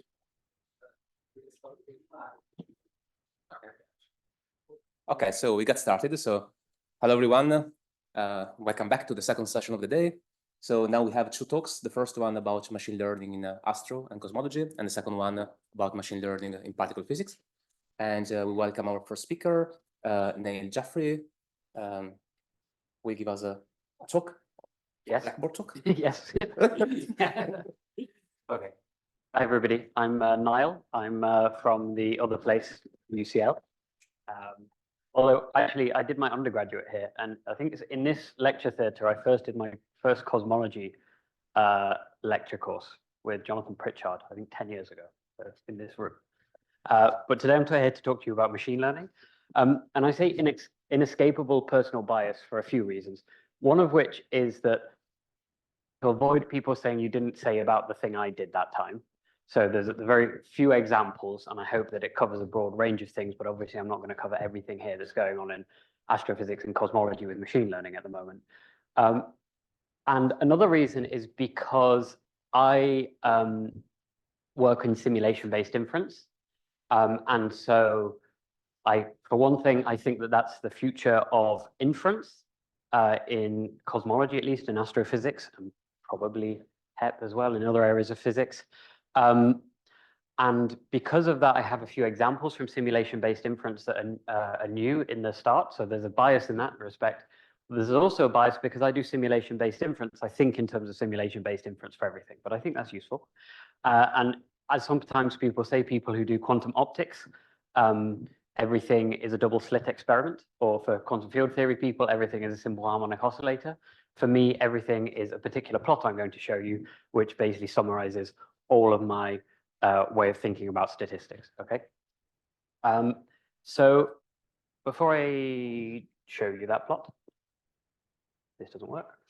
There we go, okay.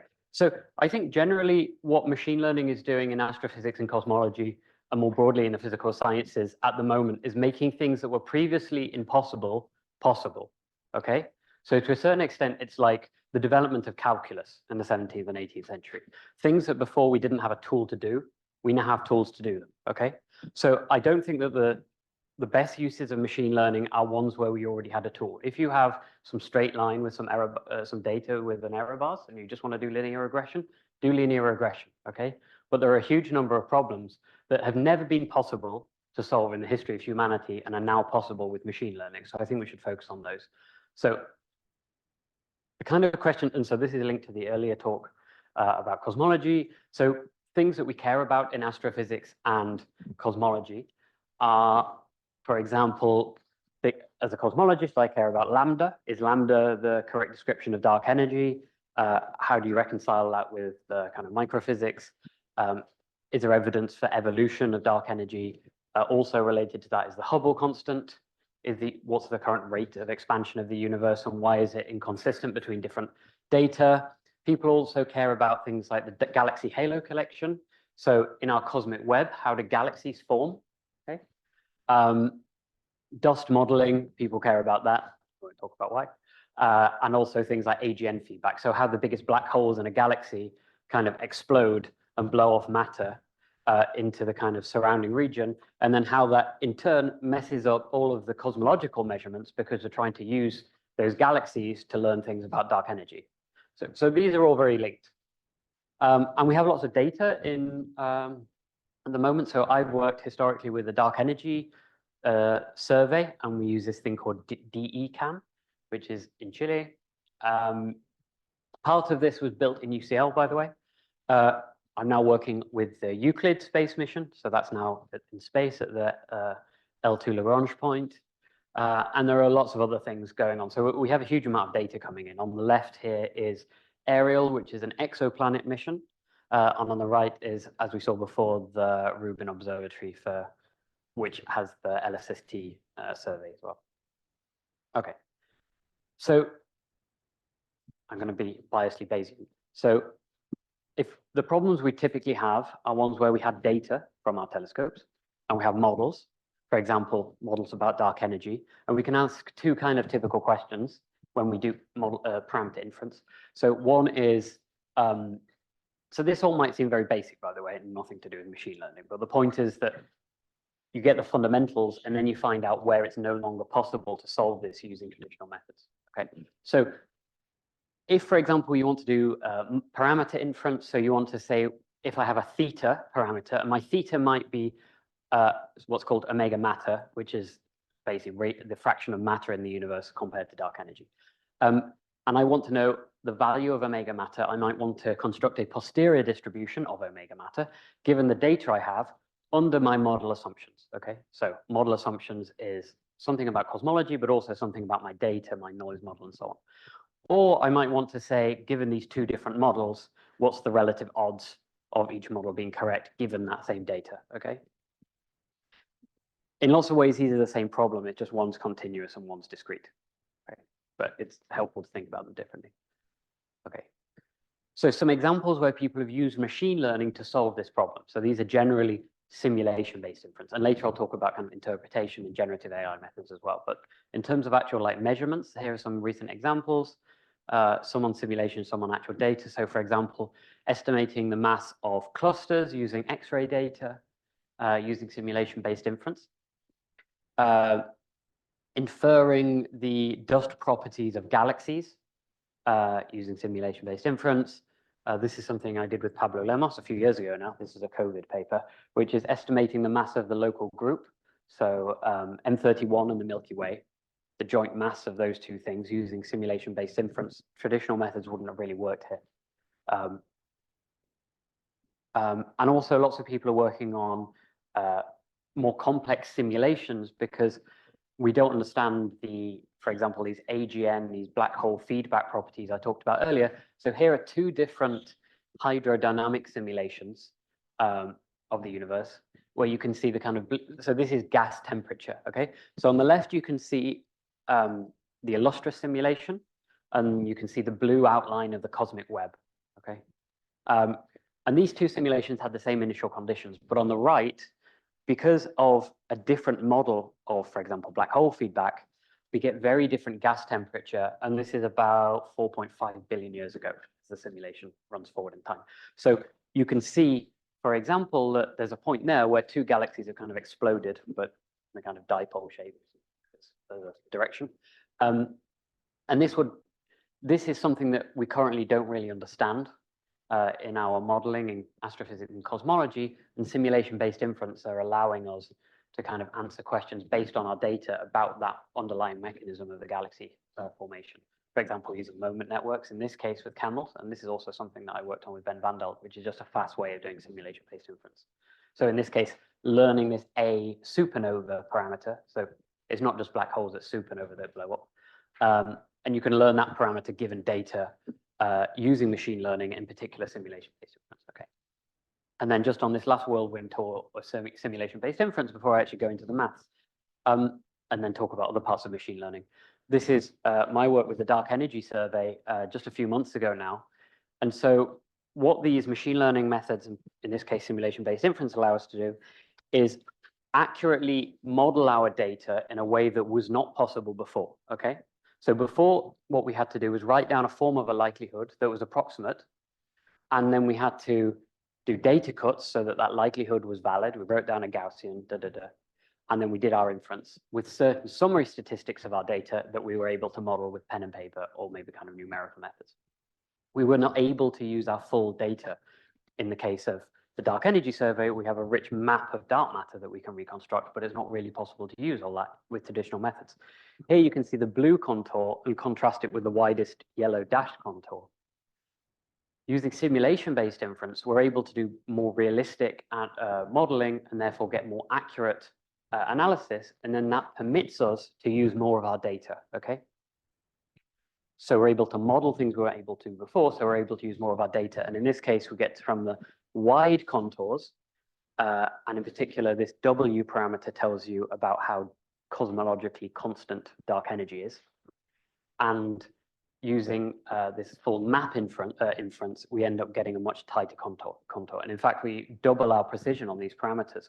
So using machine learning alone, we've able to double the constraining power of the Dark Energy Survey, which costs about $100 million, okay?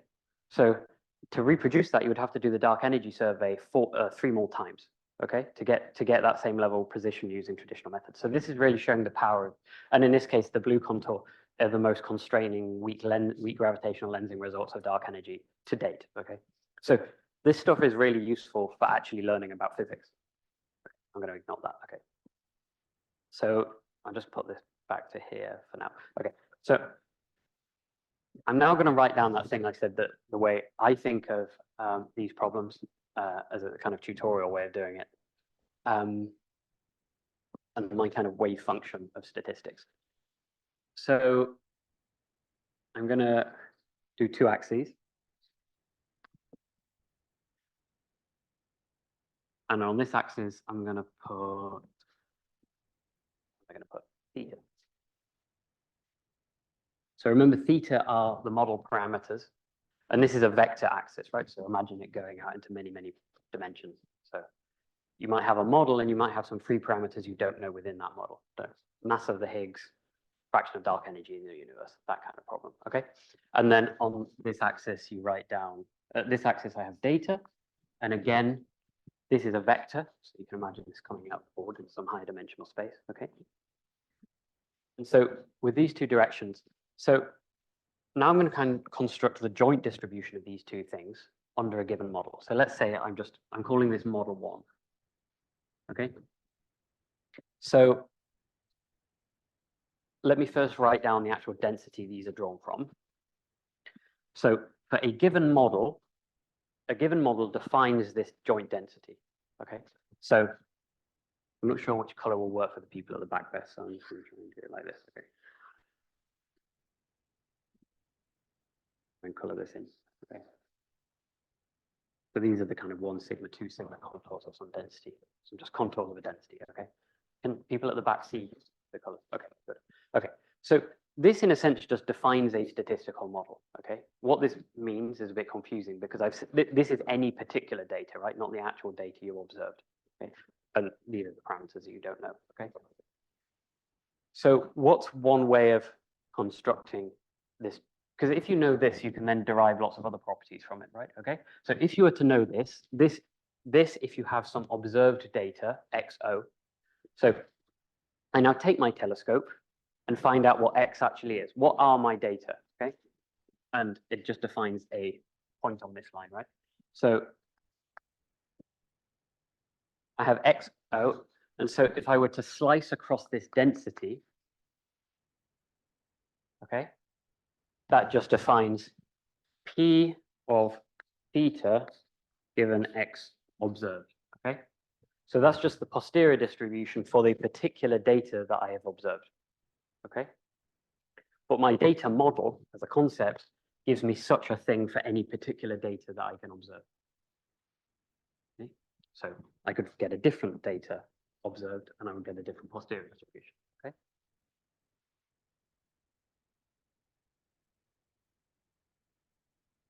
So are people happy with this so far? Thumbs up, thumbs down. Okay, everyone's happy, good. Okay. I wouldn't actually see thumbs down, I think, from here. I just see the thumbs poking up. Okay, so yeah, this is the joint distribution now, okay? One might ask, so in traditional analysis, one would have to just say, I write down the form of a likelihood, right? So in this particular notation, the likelihood has this form, P of X given theta. And depending on your definition of likelihood, you might say that's X observed or X. I don't really mind, but like this is a function of theta for a given particular X that you have given it, okay?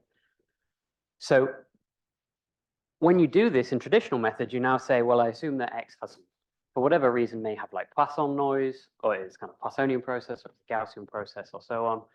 I have some, for example, model that might give me the mean of X as a function of theta, which sometimes is called just a theory curve or the theory prediction, and then you have an error bar around that theory prediction, right? So that is a likelihood in that context. And the way lots of people learn statistics is correctly is this is the important thing. You write down this correctly, and then the rest off you go. Okay. So, so simulation-based inference, you deal with the problem where you don't know what that likelihood is. Okay. So what is the likelihood? You don't know what the likelihood is. You don't know how to write down this model. Okay. So let's just think a second how we construct this joint distribution. Okay. So one way of constructing it is, first of all, you think about your prior distribution, which I won't go into. Just assume that you just come up with a prior distribution for your parameter. Let's say it's a temperature between two values. I know omega matter, the matter density is between 0 and 1, probably. So that's my prior. I'll just put it uniform on that. And so I can sample from that prior distribution. Okay, I can draw IID. I can generate IID draws from this distribution, and that puts it might go here. And then given that IID draw of a particular value of that parameter, my particular universe with a given omega matter, I can generate a simulation of data. Okay, and when I say a simulation of data, I don't just mean a nice clean simulation like you saw before. I want all of the noise. I want fake data. Okay, I want mock fake data, and this is also a random process. And so I might end up with, I might get something here. Basically, I'll just get a point here, for example. That's random. If I were to do it again, I might get it at a different point. So I do this many, many times. I generate a theta, and then with that parameter value, I generate some data with that input parameter. Okay, so generate a parameter value. Now and I generate some data off. I go, okay. And so I do it again. I get a point here. And so we continue this process, and those points, of course, are distributed according to the joint distribution, theta and x. And that's just, in one way, a way of sampling from this joint distribution, but it's also a way of thinking about the joint distribution. What does it mean? How would I generate it? Okay. So, and then, so this is one joint distribution given a particular model, and then for a different model, let's say they're the same parameters. To make it easier, I might have a different distribution. Might have a little probability island over there. Okay.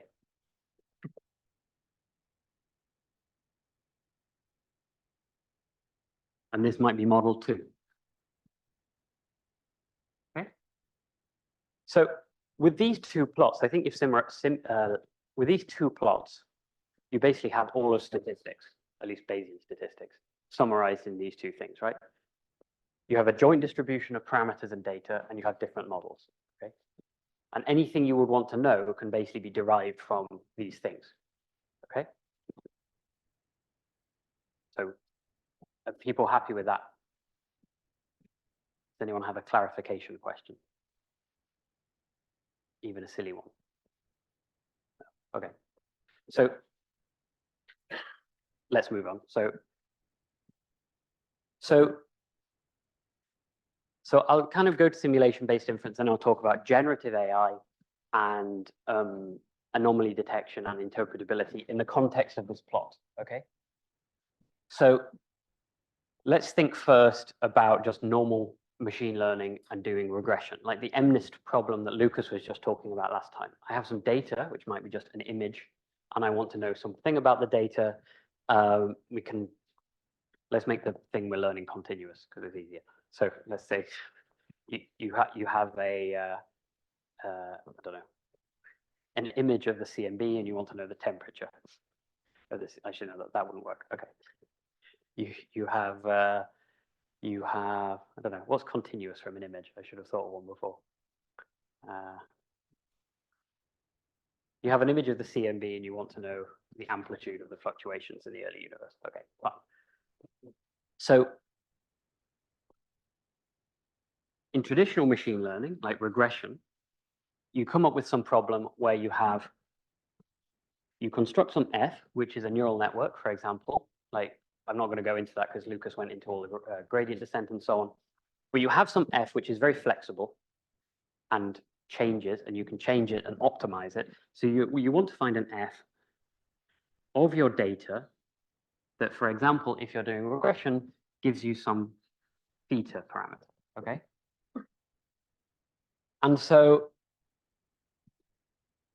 you do this by defining a loss function, and then you minimize the loss function, like variational calculus. You find some F such that you minimize the loss function in expectation over your distribution, okay? So, for example, you have this loss function. Okay. So you have some loss function, let's call it J, between your output of your network and the true parameter. If you just want to do regression, and the traditional one is mean square error, okay? Where, of course, what am I doing? That's a minus. And what happens when you minimize this thing, you're actually minimizing the expectation of this thing averaged over your joint distribution, okay? And in fact, the fact it's conditioned on theta means it's actually only averaged over the X distribution, because you will always condition on theta. So in this case, let's assume it's all positive and I don't have to put.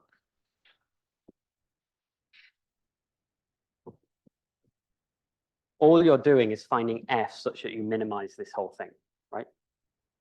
And that's all a neural network is doing. And so an interesting point is that once that minimizes this thing, and you can show this in your own time, because of the way you write this, maybe I'll write this as theta here, just so then you think about it. The final outcome of your optimal F, I'll call it F star, gives you a theta hat, which is itself the expectation value of theta over the posterior distribution, okay? Oh no, this actually averaged over theta, so anyway, it doesn't matter, okay? Which is kind of neat, right? And actually, this is not like modern machine learning. Laplace knew this, okay? Who actually invented Bayesian statistics. So if you find a function that minimizes the mean square error, you can estimate the mean of the posterior distribution. And a way of thinking about that is, you can just think about that, have a think about, in this context of the plot that I drew before, what that kind of looks like. That for, on average, averaged over your distribution of x's, you will end up getting the mean of the posterior distribution, okay? Now, of course, this isn't sufficient. So we actually want to do simulation-based inference. And I won't go into it now, but in fact, you can actually just write down, first of all, you can extend this into something, just as a simple example for you to think about. You can actually write down an extension of this that gives you the variance of your posterior distribution. And you write that down by giving your expectation of x. You can then write down another loss function, which looks like this, I think. This right. Theta hat minus. Okay, check this later. So the extension is you write down a moment network. I think I had on here, but I lost the slide.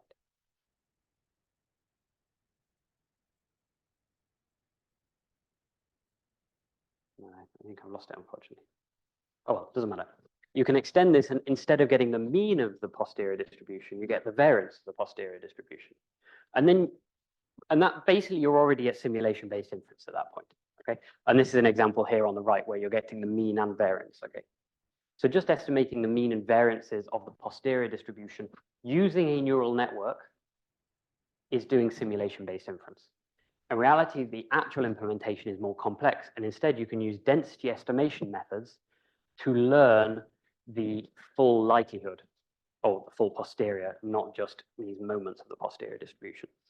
But this example here of how with a neural network and a particular choice of loss function, you get to some property of a posterior distribution is the essence of simulation-based inference, okay? Because when you did this, you just had some training data which are drawn from the correct distribution, and learning functions of that data and averaged over the correct loss function, you end up learning properties of the posterior distribution, which is weird because you've never written down the posterior distribution, okay? And that's why sometimes this is called likelihood-free inference. Without ever writing down a likelihood, I have given you the mean of the posterior distribution, okay? Which is, I think, isn't obvious that that would even be possible before you saw this. And then you can extend this and get more, just learn the full likelihood given from training data, from simulated training data, okay? So when I say simulated training data, I mean that you learn the form of this joint distribution by generating fake mock data, okay? So you end up basically characterizing this joint distribution. And so you can think of any regression problem in this context, that you have this parameter distribution and you have this data distribution, and you're just learning properties of this thing, okay? Has anyone got any questions about that? How long have I got left? 6. Okay. Okay. So I showed you some results from moment now, simulation-based inference before. And so in this case, again, we just used simulations of mock data. So we generated mock galaxy catalogs, okay, of the dark energy survey data, where we knew the true parameter value, such that we basically filled in this joint space. And then we used methods from machine learning to characterize this distribution, okay? And once we've characterized it, we have effectively learned the likelihood, and then we just evaluate it on the actual data. And this is very good because you can include things in a simulation that you cannot include in your data modeling when you have to write down a closed form Gaussian or a Poisson distribution, okay? So for me, I think this is going to be one of the most powerful regular uses of machine learning in our fields at the moment. So I've ignored some things here about, for example, data compression and so on, but let's leave it for now, okay? So I also wanted to talk about classification. So classification is for example, picture of a smiley, of a face. I have 2 models.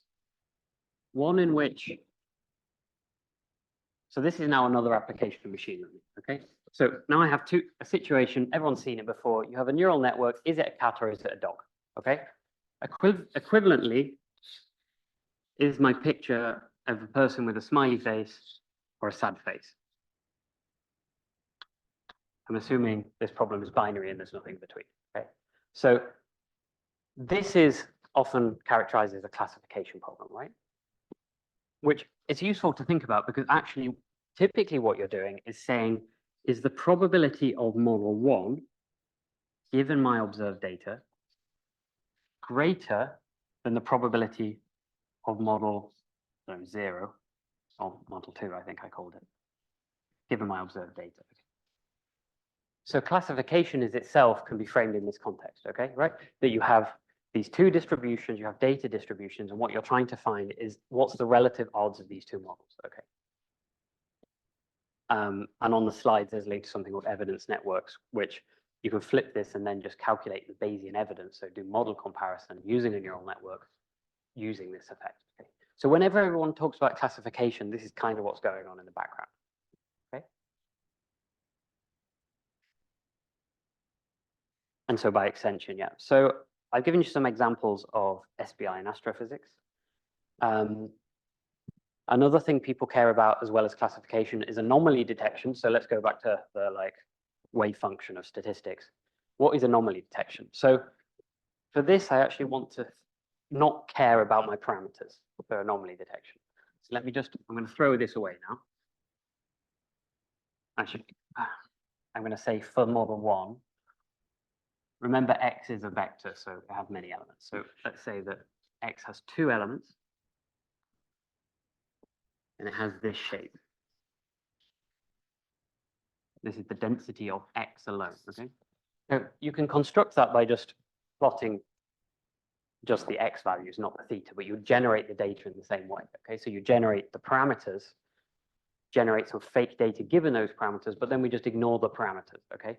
So that the data are drawn from the prior distribution of the data. So these things are really distributed according to P of X. So whenever anyone wants to do anomaly detection in these problems, you're typically asking a question basically, is my data that I observe here, or is it over here? And it's all very well writing it like this, but this is typically intractable. Because if this is a million dimensional, you have to interpret what this means, right? Because these are probability densities, okay? And so even if you had a good heuristic like relative odds or something like that, like of these 2 densities, you can't evaluate anything like this when it's a million dimensional. Like if you try and think of what a million dimensional density looks like, or a 1,000 dimensional density, even 100 dimensional density, it's really difficult to do anything tractably in this. And this is why in anomaly detection, this is such a rich field, right? Because it is basically intractable to do this often in the raw form that you would write it down. So people have to come up with, so I'm all from a very Bayesian point of view, but you can think of it in a frequentist way as well. But like the dimensionality of this joint distribution of data. So in the frequentist sense, you would also maybe condition it on your best fit value of that parameter, but it kind of doesn't matter. In this case, I've averaged over those parameter values that I didn't know, which is the Bayesian marginalization. But either way, the data dimensionality is so high that what anomaly detection is trying to come up with some way that's kind of robust, where even in this high dimension, you can know when your data, if it falls over here, there's something weird about it and you should go and look for it, which is obviously useful, for example, in astrophysics, because you might want to look for an exoplanet, or you might want to find a situation where something is breaking the standard model and you don't want to throw that data away. So finding those examples are really important. And then I'm just going to end on 2 other things. So one is generative AI. So obviously everybody's used ChatGPT. So this was just yesterday. Can you draw, last week, can you draw me a scientist looking at a galaxy from London? This is great. It works very well. So what's going on here? So in this case, you're generating data X, which is your image, from a distribution of probability of data X given that particular prompt, okay? So it's very high dimensional image sampling. So you can think of it in this case as sampling given a particular prompt, theta, a sampling from the distribution P of X given theta, okay? So practically, if you try and imagine what this joint distribution would look like where thetas are all your possible prompts and X are all possible images, it's kind of crazy, right? So what people do, but that's all that's going on here. So you're sampling from these very high dimensional distributions and particular conditional distributions. So people come up with methods to do this. And at the moment, diffusion modeling is particularly popular as a way of sampling from these very high dimensional distributions. And what they do is they use a trick in this data space. And other people will talk about diffusion modeling, but it's meant to be covering everything. Basically, in diffusion modeling, what you do is you basically kind of give all your data a bit of noise and then try and do a regression to get back to the original data. And in that process, you can basically learn the gradient of this. Sorry, this is X. You end up basically learning the gradient of this distribution. And so once you know the gradient of this, you can use different, and there's different flavors of diffusion modeling. So this is a kind of broad strokes. But once you get the gradient of this very high dimensional distribution, you can then sample from it. And that's what diffusion modeling typically is, okay? And it's very basic.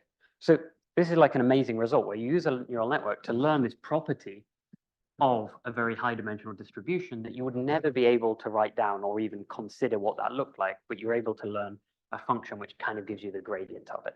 And in astrophysics, people have used this. So here's an example from people have used this a lot. So here's an example from Lejeune et al. Or Ronan's French Canadian, so I never remember how to pronounce his name. So initial conditions and late universe. So you start off with the initial conditions of the universe, which is a Gaussian density field, and you have the late universe, which is now, which is a kind of very complicated cosmic web. And in this case, they actually learned a diffusion model that was able to sample from the initial conditions given the late universe. Okay, but you could flip this around. You could say, give me the late universe from the initial conditions, and you do this sampling problem where you give me samples from this high dimensional distribution. Okay, and in this case, it's of course conditioned on something which is the input. And another example, which isn't just purely simulation. So this is on actual data. So this is a PhD student who's now finished his PhD that we worked on this. So here he had the problem of reconstructing maps of dark matter from weak lensing. Okay, so you have gravitational lensing effect, you can make maps of dark matter. Oh, sorry, this is actually not a simulation, of course, because you can see the truth. So in the top left, that's the ground truth dark matter map called kappa. Historically, we had methods that give you the mean, which is this deep mass thing. So we use a machine learning to give you the mean of the posterior distribution, given some data, okay? And in the bottom, you can see samples from that posterior distribution. So this is just diffusion modeling, okay? So each of these is a different sample of what the dark matter map could look like given the constraints from the actual data, okay? And this is incredibly powerful. And again, would have been completely impossible like 5 years ago. And now we can do this, which I think is kind of amazing. Okay. And then just to end on, I just wanted to talk about interpretation. So Louise is actually giving a talk later. So there's other uses of machine learning. So I've talked about generative AI, diffusion modeling, anomaly detection, and simulation-based inference, and tried to link it all together. But there's some other things that don't quite fit, which are using machine learning to kind of represent things and learn things that we wouldn't have known before. And in this example, it's looking at what causes in a simulation of dark matter halo formation, using machine learning to kind of open the box and explain what is causing different things. And it's called like halo assembly history, okay? So once a machine learning tool has learned to replicate something or learn something from it, you can then open the box and kind of poke around, and then maybe you'll learn some physics or a kind of empirical, something kind of more old-fashioned. But the machine learning is enabling you to do that in this case. So Louise is giving a talk in the next few days. And another one, which is something I did with Pablo Lemos, who's now left, but also Miles Cranmer, Shirley Ho, and Peter Battaglia at DeepMind. And in this case, and this is a paper archive number here we used observational data of the solar system, and we used graph networks, so Lucas's inductive bias. So we used a graph representation. And we first of all used graph networks trained on the historical data to learn the dynamics, okay? So based on the historic training data, our graph network, if you gave it the solar system, was able to do the usual kind of Newtonian clockwork thing, okay? Well, we did something further, which is we used something called symbolic regression to extract an equation from the dynamics that the graph neural networks had learned, okay? And this is another way of trying to get interpretation out of these black boxes. And in this case, the equation it learned was F equals GMM over R squared, okay? So we rediscovered Newtonian gravity 300 something years late. But it's an example of how you can use these machine learning models to, first of all, learn something, but then you can go back again and try and learn something yourself from them. Okay, so that's kind of, again, within the realm of interpretation. So yeah, I think I'll end it on that and see if anyone's got any questions.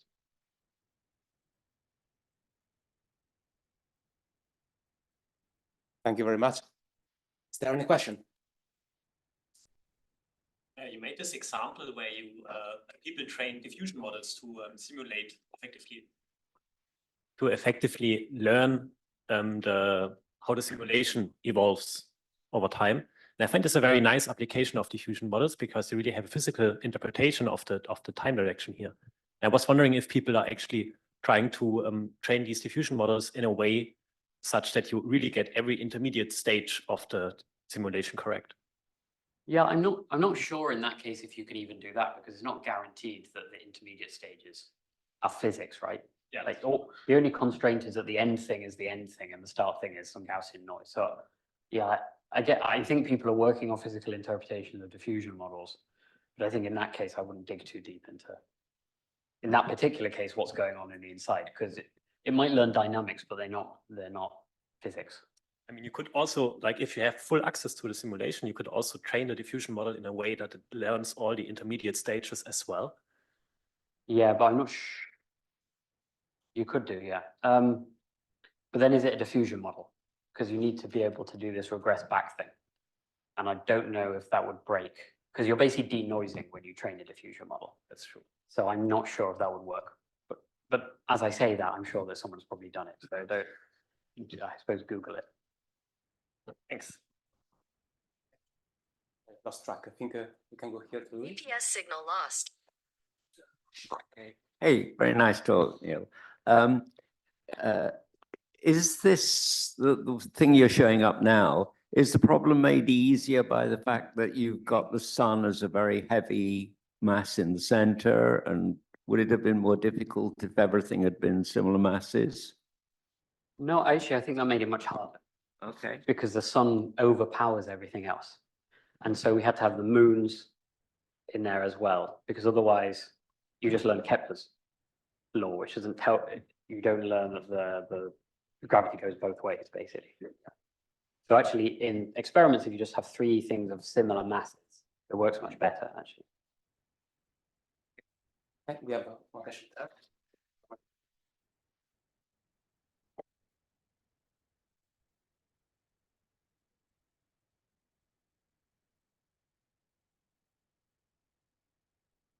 Sorry. So you can go first.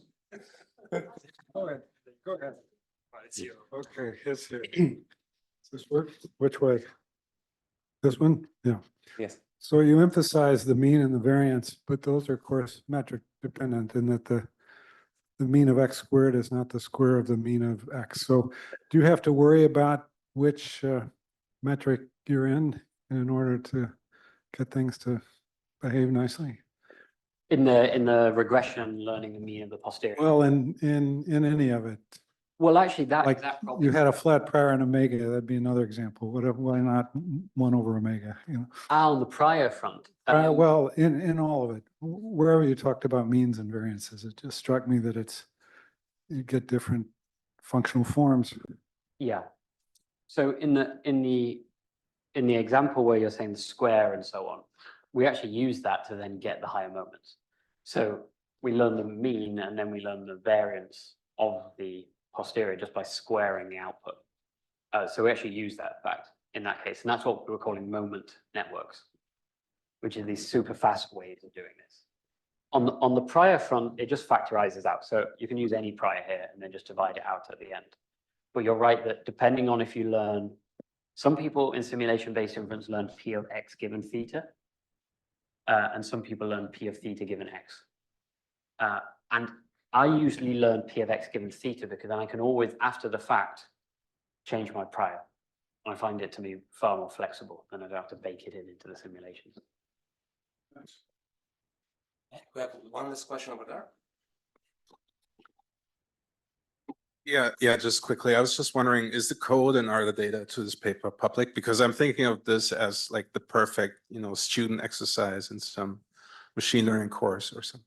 Yeah, the code's public. So unfortunately, Pablo's now left the field to work for a machine learning startup. But the code should be public. I think it'll be on his Git. And the data as well? Yeah, the data is just NASA ephemeris data. Right, yeah. It's publicly accessible. Exactly, yes. Okay, so I think we need to move on. So let's thanks Neil again.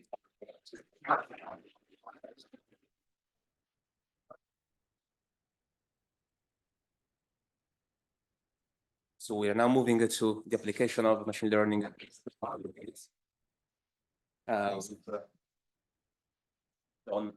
that's right. And you are from Imperial. Okay. I have a long way today. I will give you -10 minutes. Okay, perfect. Yeah, I can stay here.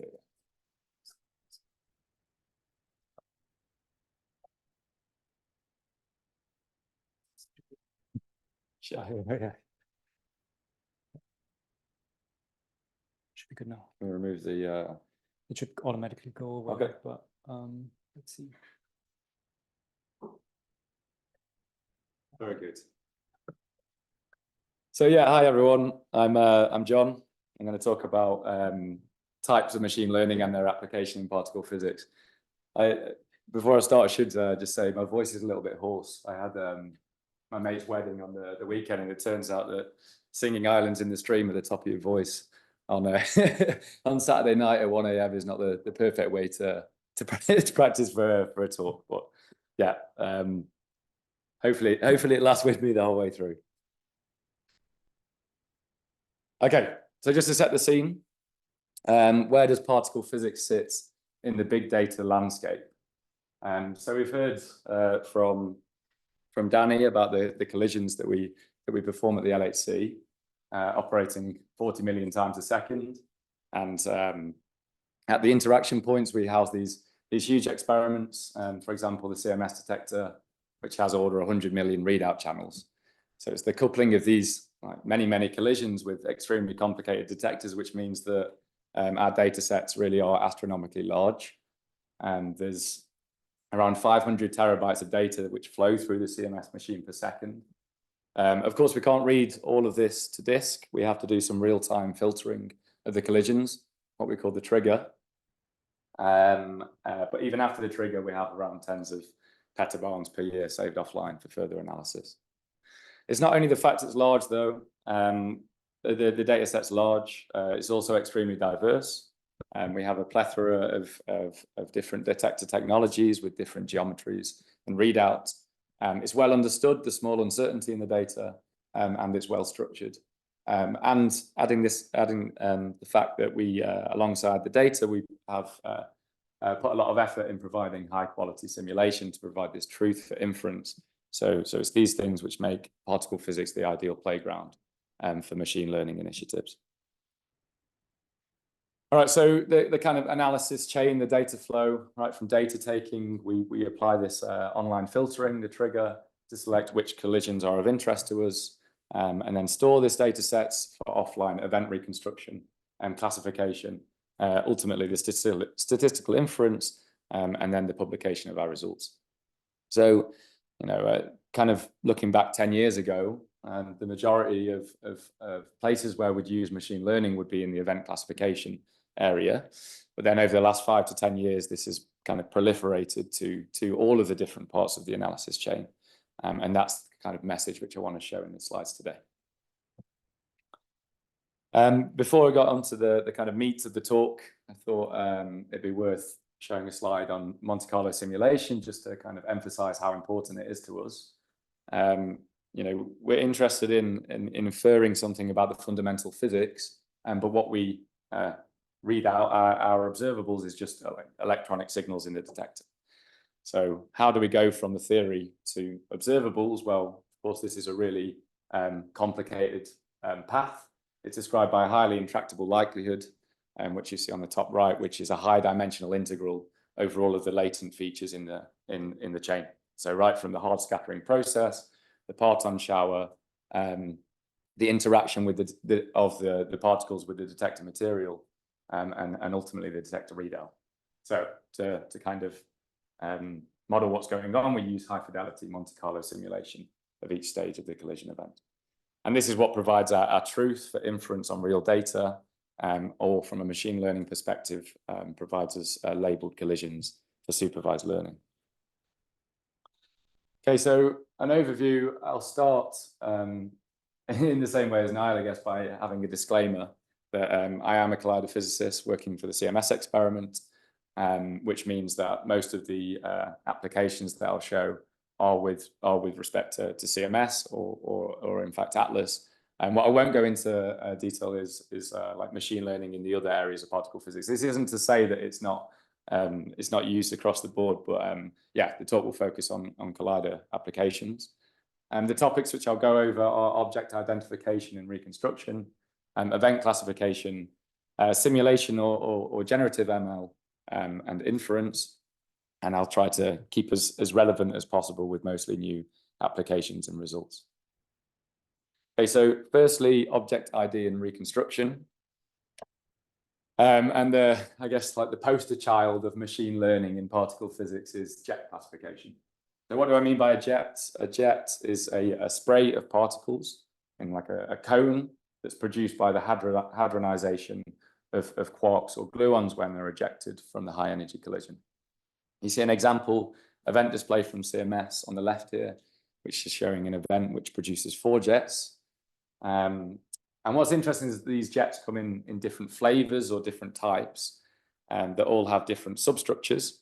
And by identifying or classifying these different types, then it gives us access to different physics processes. So the examples that I show here, you see light quark jets on the left. These are kind of like single prong, isotropic in their radiation structure. And then in the middle, you have B quark jets. These are a bit more interesting. So when a B quark hadronizes into a B hadron, these have typically longer lifetimes, so they'll traverse some distance in the detector before decaying, and we can kind of infer their presence from this secondary vertex in the substructure of the jet. Or maybe even more exotic, like the example on the right. So top quarks, they decay before hadronization, and if they're significantly boosted from the collision, then their decay products will be collimated, and you can get this kind of like 3-prong substructure, which can be used to identify top decays. So ultimately, the jet constituents, these particles in the jet, produce patterns of hits as they traverse the detector. So jet classification is essentially a pattern recognition problem, and it's become a huge frontier in machine learning over the last years. So what's kind of advanced jet classification is how we represent the jets as inputs into our algorithms, our machine learning algorithms. And this is like the kind of intrinsic bias, which Lucas was talking about in his talk. We first started by looking at kind of image-based representations for input into convolutional neural networks. Where we fall down here is that it's difficult to kind of combine non-additive quantities. Say if you wanted to include some categorical information about the input particles. And also this representation is very sparse. As I said, the CMS detector has a really high readout. So when we boil these jets down into this image-based representation, we find over 90% of the pixels are blank. This then led to the kind of sequence-based representation, which would be input to recursive neural networks. What do I mean by the sequence? This is kind of just like lists, ordered lists of n-dimensional vectors. There's no constraints on the kind of data which we include in the vector, so you can have both numerical and categorical features, and we've got rid of this issue with the data sparsity. With sequences, though, we have to apply some a priori ordering of the vectors, for example, decreasing momentum. And the jet might not have this any kind of intrinsic ordering to it. So this led then to where we're at now, which is the point or particle cloud representation. And these will be input to things like graph neural networks, where the gains that this has over the sequence-based representation is that it's effectively an unordered list, so permutation invariant. The plots which you see on the right, on the bottom of the slide, sorry, are 10 types of jets viewed as particle clouds. So there's actually a hell of a lot of information in these plots. The coordinates of the markers are where your particle is with respect to like the jet average. The size of the marker represents the energy. The shape is the particle identification. Solid or hollow is whether the particle is charged or neutral, and its blueness represents the displacement from the interaction point. And it's all of this kind of low-level information represented in particle clouds, which have allowed us to make these huge advances in jet classification. So these go into graph neural networks, for example, ParticleNet in CMS, or GN1 and GN2 in Atlas. And you can see the gains that we've made in jet classification by the plot on the left. So this is showing the B tagging performance for the Atlas experiment as a function of year for the different algorithms that have been trained. What's shown by the colored bars is the charm jet rejection and the light jet rejection for a given B-jet efficiency. So all of this is normalized to the algorithm on the far left, what we had in 2017, and then you can see the gain in performance as we like improve on the representation in the architecture. We're now also using transformers for jet classification, the so-called PAR-T algorithm. Here we can use the attention to give more weight to certain jet constituents. And there's also other techniques like the Pelican algorithm, which introduces our domain knowledge. So like requires Lorentz invariance in the jet classification. What do I mean by this? Is that you boost the jet and make sure that your classifier has the same output. And by adding this domain knowledge into the training, we're able to get competitive performance with far fewer parameters. Now it's all well and good showing how much better we can do at a light jet rejection, but ultimately we need to include these in physics analyses. And what we find is that these improved classification algorithms really do translate to significant improvements in the particle physics measurements and searches that we make. So this, I don't want to spend long on this slide. It's just to give an example of a recent analysis from CMS looking at di-Higgs decay, where one Higgs decays to a BB bar pair and one Higgs decays into a pair of vector bosons, which then subsequently decay into four quarks. And we've used this glow PAR-T particle transformer to classify these kind of Higgs boson decays, especially on the right-hand side that you see on the bottom right of this slide, where your Higgs is decaying into two vector bosons, and then you'd have like this four-prong structure from the subsequent decays of the vector bosons. And then by isolating events of this type, we can place very stringent constraints on some interesting physics parameters like this kappa 2V coupling between the two Higgs bosons and two vector bosons. Now, classification isn't the only thing we want to do with jets. We also want to regress the jet energy, so measure their energy and estimate their jet energy resolution. This would typically be done with different algorithms, but what we're looking at now is these kind of all-in-one unified algorithms that can simultaneously do the classification and the jet regression.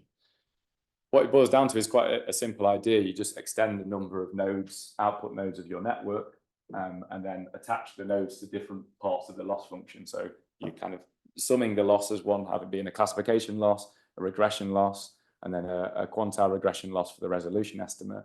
And then as you're training, you're traversing the loss landscape, you're simultaneously allowing the algorithm to do all of these different things. So I just want to finish on this like object identification and reconstruction section by adding a word of caution. Of course, we're really pushing the boundaries in terms of what ML can do, but we need to understand what this means in a practical sense. Of course, it can be challenging to calibrate these sophisticated jet taggers. They're trained with simulation, so we've got to be aware that we're not learning modeling specific details. And we want these algorithms ultimately to be explainable and interpretable, i.e. what makes this particular jet type X like. And these are the topics which we'll cover this week. So I look forward to those discussions. Event classification then. So we've talked about classification on the object scale. Now zooming out and looking at the event on the whole. There was a plot that Danny showed, which was like over many orders of magnitude, kind of like probability to produce anything, and then the probability to produce Higgs, and it was like 10 to the 9 different, so like 1 in a billion collisions producing a Higgs. So what we need to do somehow is identify these much rarer collisions of interest, what we call our signal, from the overwhelming background. Traditionally, what we have used is kind of sequential selection cuts on collision observables to increase the signal purity. But for a long time now, we've been using multivariate machine learning algorithms based on these like event properties, things like boosted decision trees and deep neural networks to identify signal from background. The example that I have on this slide is looking at a very rare Higgs production mode known as TH production. So this is when the Higgs is produced in association with a single top quark. And you can see that from the Feynman diagram, and in the top right is what this kind of event will look like in the detector. So you have your Higgs boson decaying, in this case, to 2 photons, which are the green towers of energy that you see. Then in addition, you have your top quark decay, and this can decay into like a B jet, which you see by the red cone, as well as a lepton, which you see by the muon going off in the red line into the muon chambers. And you get this additional jet, which you can see in the Feynman diagram here, which is the orange cone. So by putting all of these kind of like observables around the collision, so things like these final state particle momenta, angles, ID, you can put them into some multivariate machine learning algorithm and train it to classify signal from background. So this is what you see in the plot on the bottom right. This is a BDT trained to separate TH production from the backgrounds. The true LHC data is in black. Your background Monte Carlo simulation of the filled histograms, and you can see the signal, which is this unfilled red histogram peaking towards the right. So we've got this output of the BDT, and this provides a powerful summary to then cut. We place a cut on this variable, which you see by the gray box, throw everything else away, and we're left with a subset of the data, which is particularly pure in TH production, which we can then use to go away and measure this process. And that's what the measurement on the far right is showing. The question then is, so that was a case where we kind of knew what signal we're looking for. What about if we don't know what the signal looks like a priori? Well, the answer to that is to use anomaly detection algorithms. The most common form of anomaly detection algorithms is the variational autoencoder. And this is an example of an unsupervised learning technique. So there's no labels here. We're learning directly from data. And we take our initial data, encode this into a latent space with a smaller number of dimensions, and then decode this back into the original space. And then, we can compare the output of the encoded. You look at what you have at the end of the chain in the decoder and compare that to the original input data. And if this is sufficiently different, then it tells us that the event that we've put in doesn't look much like what we've used to train the autoencoder. So that's kind of like an anomalous looking collision. It has a large, if there's a large difference between the input and the output, then it has a low probability of being background. Just showing an example by the Atlas experiment where they've applied an autoencoder to a physics-informed representation of the event, this rapidity mass matrix, which you see at the top right. And use this for searches involving different pairs of objects. So jet plus B, etc. And you get this anomaly metric, which you see by the histogram on the bottom right. So the higher values of this anomaly metric towards the right are more anomalous looking events. You see the data, which is predominantly composed of background events peaking towards the left. Whereas then if we actually inject some Monte Carlo simulation of different kinds of anomalous signals, you see that their densities are kind of more shifted towards the right of this plot. So we can place a cut on these anomaly metrics to kind of like increase our purity in anomalous events, and then look in some other kind of summary statistic. Here we have the dijet invariant mass spectrum, which unfortunately this time we didn't see any clear bumps, any hints of new physics in the data, but it's really nice to see that the experiments are now adopting these model agnostic approaches to looking for new physics. Of course, this is great to do offline, but the clear question arises that if we don't consider this already in the online filtering in the trigger, then we might lose the data before we can even begin. So it's very important to apply these anomaly detection algorithms online. And we've started to do this. So this is an example from the CMS experiment called axolotl. Again, it's a variational autoencoder. So this idea of compressing and reconstructing the original collision data And if this reconstruction doesn't look much like the input, then it's a sign of an anomalous event. So that's the axolotl score distribution in the center. And basically, we'd place a cut on this variable in the trigger to keep anomalous events. What we find is that axolotl has a preference for high multiplicity events, so events that produce a lot of particles in the collision. You can see the distribution on the right here. This is the level 1 object multiplicity, and your standard triggers are shown by the blue and yellow histograms, whereas this anomaly detection algorithm is shown by the red and purple histograms, and they're favoring events with a higher object multiplicity. Here's an example of an event that was triggered by the anomaly detection algorithm. And this is particularly interesting because it wasn't triggered by one of the standard triggers that we have in CMS. So this is something that we would have missed without the anomaly detection algorithm. Yet it does look pretty interesting. There's 12 jets in total. That's the maximum amount that we recover at this stage of data taking. 11 with an energy above 20 GeV, so with a reasonably high energy, and this additional isolated muon in the event with an energy of 3 GeV. And now what's great to see is that we've demonstrated running this kind of algorithm successfully within the online filtering of events, which is what you see in the plot here. All right, so onto the simulation or generative ML. The main message from this slide is that our Monte Carlo simulation is extremely CPU intensive. So what you see here is the CPU budget from the Atlas experiment for 2022. And if you compare the colors in the pie chart to the legend, you'll see that a big chunk of the pie chart comes from Monte Carlo generation. So because computing resources always in demand, we want to ask ourselves whether machine learning can be used to shortcut parts of this simulation chain. And the answer is yes, can be done. So here's an example from the Atlas experiment where they used deep generative models for the fast photon shower simulation in the Atlas calorimeter to replace the slower GEANT4 based simulation, like the slow physics simulation. The two models that they test are GANs, so generative adversarial networks. This is where we generate, in the loss function, basically, we penalize difference between the generated shower and these GEANT4 simulated showers, so that as it learns, it minimizes this difference, and eventually our generated showers look like the showers from GEANT4.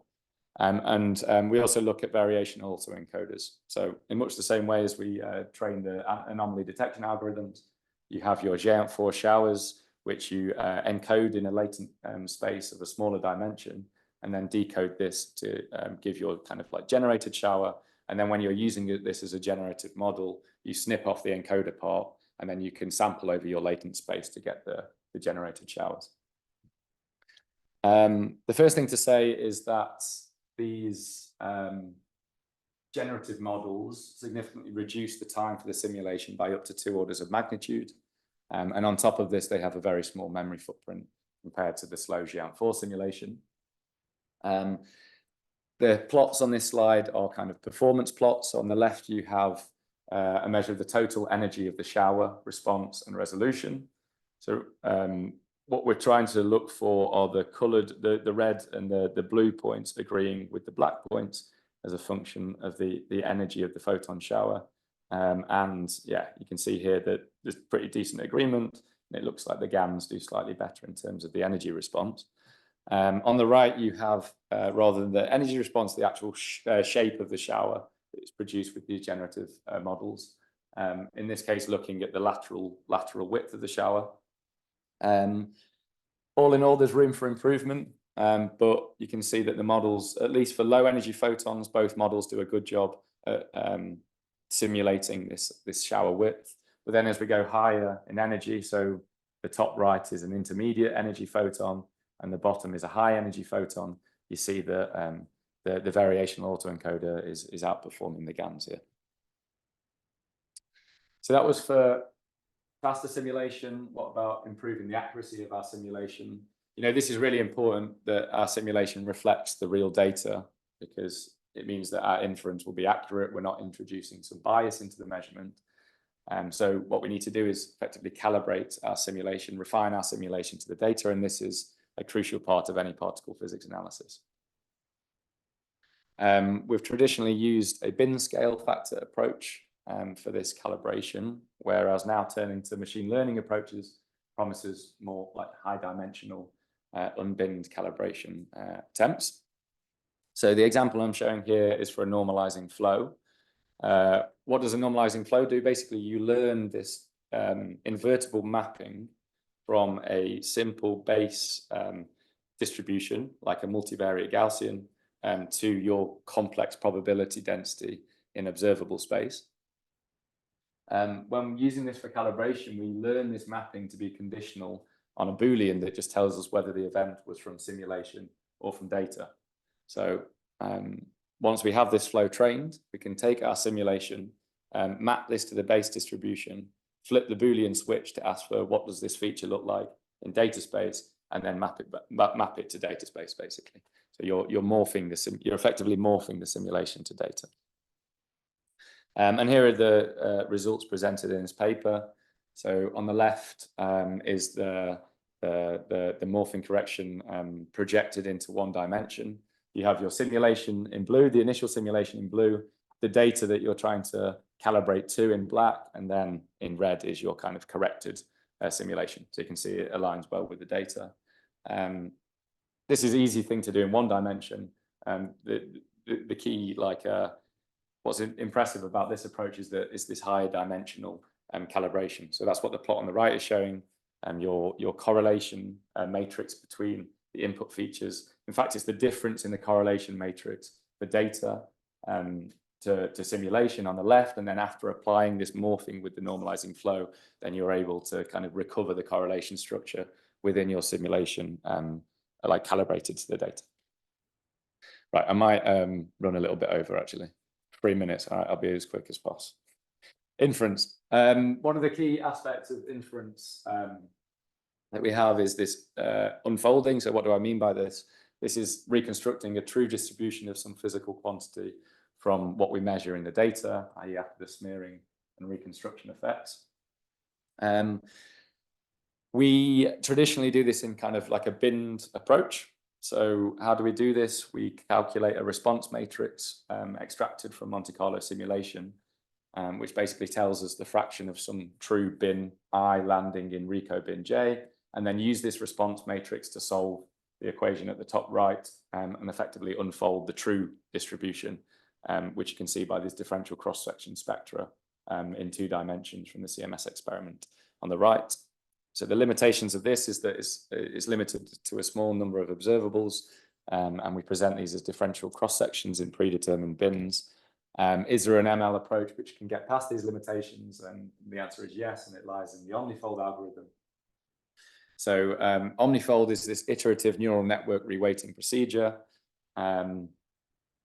It's quite a simple idea. You have 2 data sets, let's call them A and B. You train a classifier to separate between the data sets with a BCE loss function. And if you take your output network f of x and calculate f over 1 minus f, then you arrive at an expression for the likelihood, for the probability density ratio. So this is exactly what we need to kind of reweight one distribution into another. So the omnifold is this kind of 2-step iterative procedure. First, we reweight do the kind of calibration, reweight our detector level Monte Carlo to data. And then the second step is to take your kind of truth particle level Monte Carlo and reweight after this correction and reweight it. So that once you repeat this, you effectively end up with the result, which is not this bin differential cross-section, but a data set of particle level events, an unbinned data set of events, which we can then use to form any observable that we want. So this is what Atlas have done with the Z plus Jets process. I don't want you to read the plots on the left. It's just to give you an idea that we're doing this unfolding in 24 observables. So this is what you'd feed into your neural network. And then from this result, these like a unbinned reweighted particle level data set, we're able to construct variables which weren't presented in the original paper. Sticking with inference, we can use invertible neural networks, well, conditional invertible neural networks, like normalizing flows, to directly learn the underlying probability density, P of x given theta. We've talked about flows with the calibration. So this is where we're learning this mapping from a simple base distribution to the complex probability density. For inference, what we want to do is learn this mapping conditional on the parameters that we're trying to infer, so that we can arrive for an expression for the probability density and then plug this into whatever method you want to extract your parameters that you're trying to measure, theta. Here's an example with caloflow. So this is inferring a pion shower in a calorimeter, inferring the incident pion energy from the measured energy in the calorimeter cells. So the blue line here is what we get from the normalizing flow, and you can see it improves upon more traditional calibration techniques in orange, because we're going closer to 1. But what I want to show mainly in this slide is that what's cool is that you don't only get this kind of point estimate of the calibration, but you're learning the full density, so you can have the uncertainty in your calibration, i.e. these per shower resolution estimates. With invertible networks, what's nice is that they're invertible, so we can use them both for inference and for generation. Once we've learned this conditional density, we just sample over your base distribution, your simple base distribution, and then we can obtain synthetic data X for a fixed value of theta, which follows the learned conditional density. And of course, this kind of surrogate model of the full simulation requires significantly less compute than the expensive Monte Carlo simulation. I'll just be very quick going through this example. This is FlashSim used at CMS. So one of the more expensive parts of this simulation chain is in simulating the detector response to the particles which are produced. And what FlashSim looks at is replacing this part with a normalizing flow, so a surrogate of the full detector simulation. Your conditioned features are the true particle, the generated particles, momentum, angle, mass, and flavor. And your input data are the same events, but they're reconstructed level quantities. So what we can do is basically feed in new events, theta, sample over your simple base distribution Z, and output the reconstructed version of those events. And here's like the performance of the FlashSim algorithm at CMS, looking at electron showers. So here we have 6 observables. You don't need to know what they are. What you should take from this plot is comparing the blue lines, if you can see them, to the orange lines. So that's the blue line being the full high fidelity Monte Carlo simulation, and the orange being this generative flow. Along the diagonal, we have our like 1D projections of these distributions, which you can see show good agreement. But what's nice with this, like learning the conditional density in higher dimensions, is that we can also capture the higher dimensional effects, which you see by the 2D distributions agreeing well between full sim and flash sim on the off diagonal blocks. Okay, final slide. Sorry if I went a bit over. I've covered many different types of ML in particle physics with a vast array of applications. Of course, it's only a subset. There's many things which I've not been able to cover, but hopefully I've got across the message that machine learning is a very useful tool, and it's clearly opening up many new possibilities in the field. What we should be wary of is that as our dependence on machine learning grows, then we need to ensure that we're using the tool correctly. Of course, performance is not the only relevant metric. We need to focus on things like robustness, interpretability, and insensitivity to modeling details.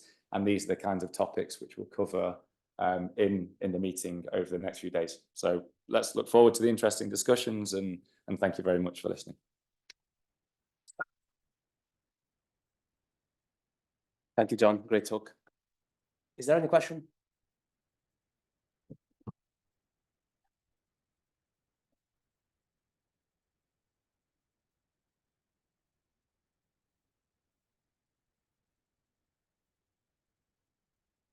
Hi, thanks for this nice overview. I'm curious about this axolotl trigger project. And in particular, has this been also used for physics, or some sort of ideas of how to use it for physics? Because it's kind of different from the usual approach where you trigger something where you understand what you're triggering on, and then in terms of thinking about physics processes, both signals and backgrounds, you have some idea of what you might think about, and here it's kind of a surprise, right? So yeah, at the minute it's just a testing kind of phase for the algorithm in terms of putting it into the level 1 trigger. There's no like accompanying physics analysis to come with it as of yet. I think in run 3 that's what it will be, but as we move towards like high Lumi and stuff, it's going to become like a main part of the physics program from the trigger. In terms of what the analysis will be on the end of the axolotl trigger, then I don't know. Thanks.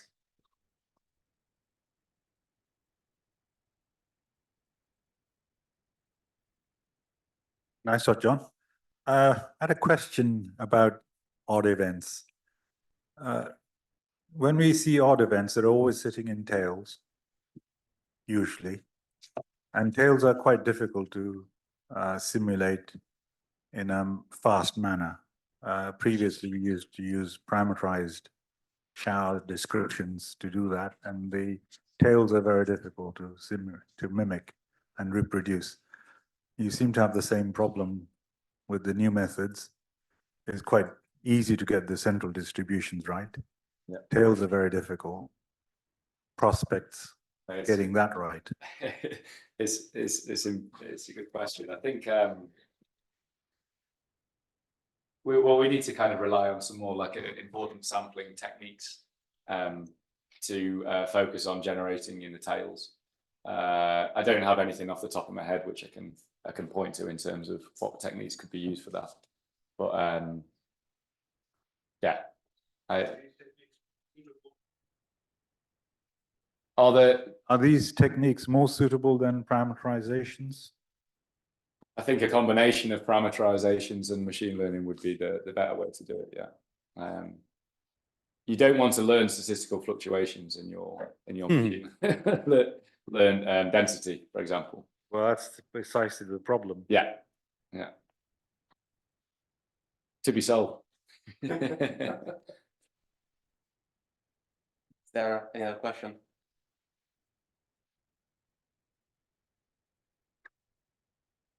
Doesn't look like the case. So thanks again, John. Thanks.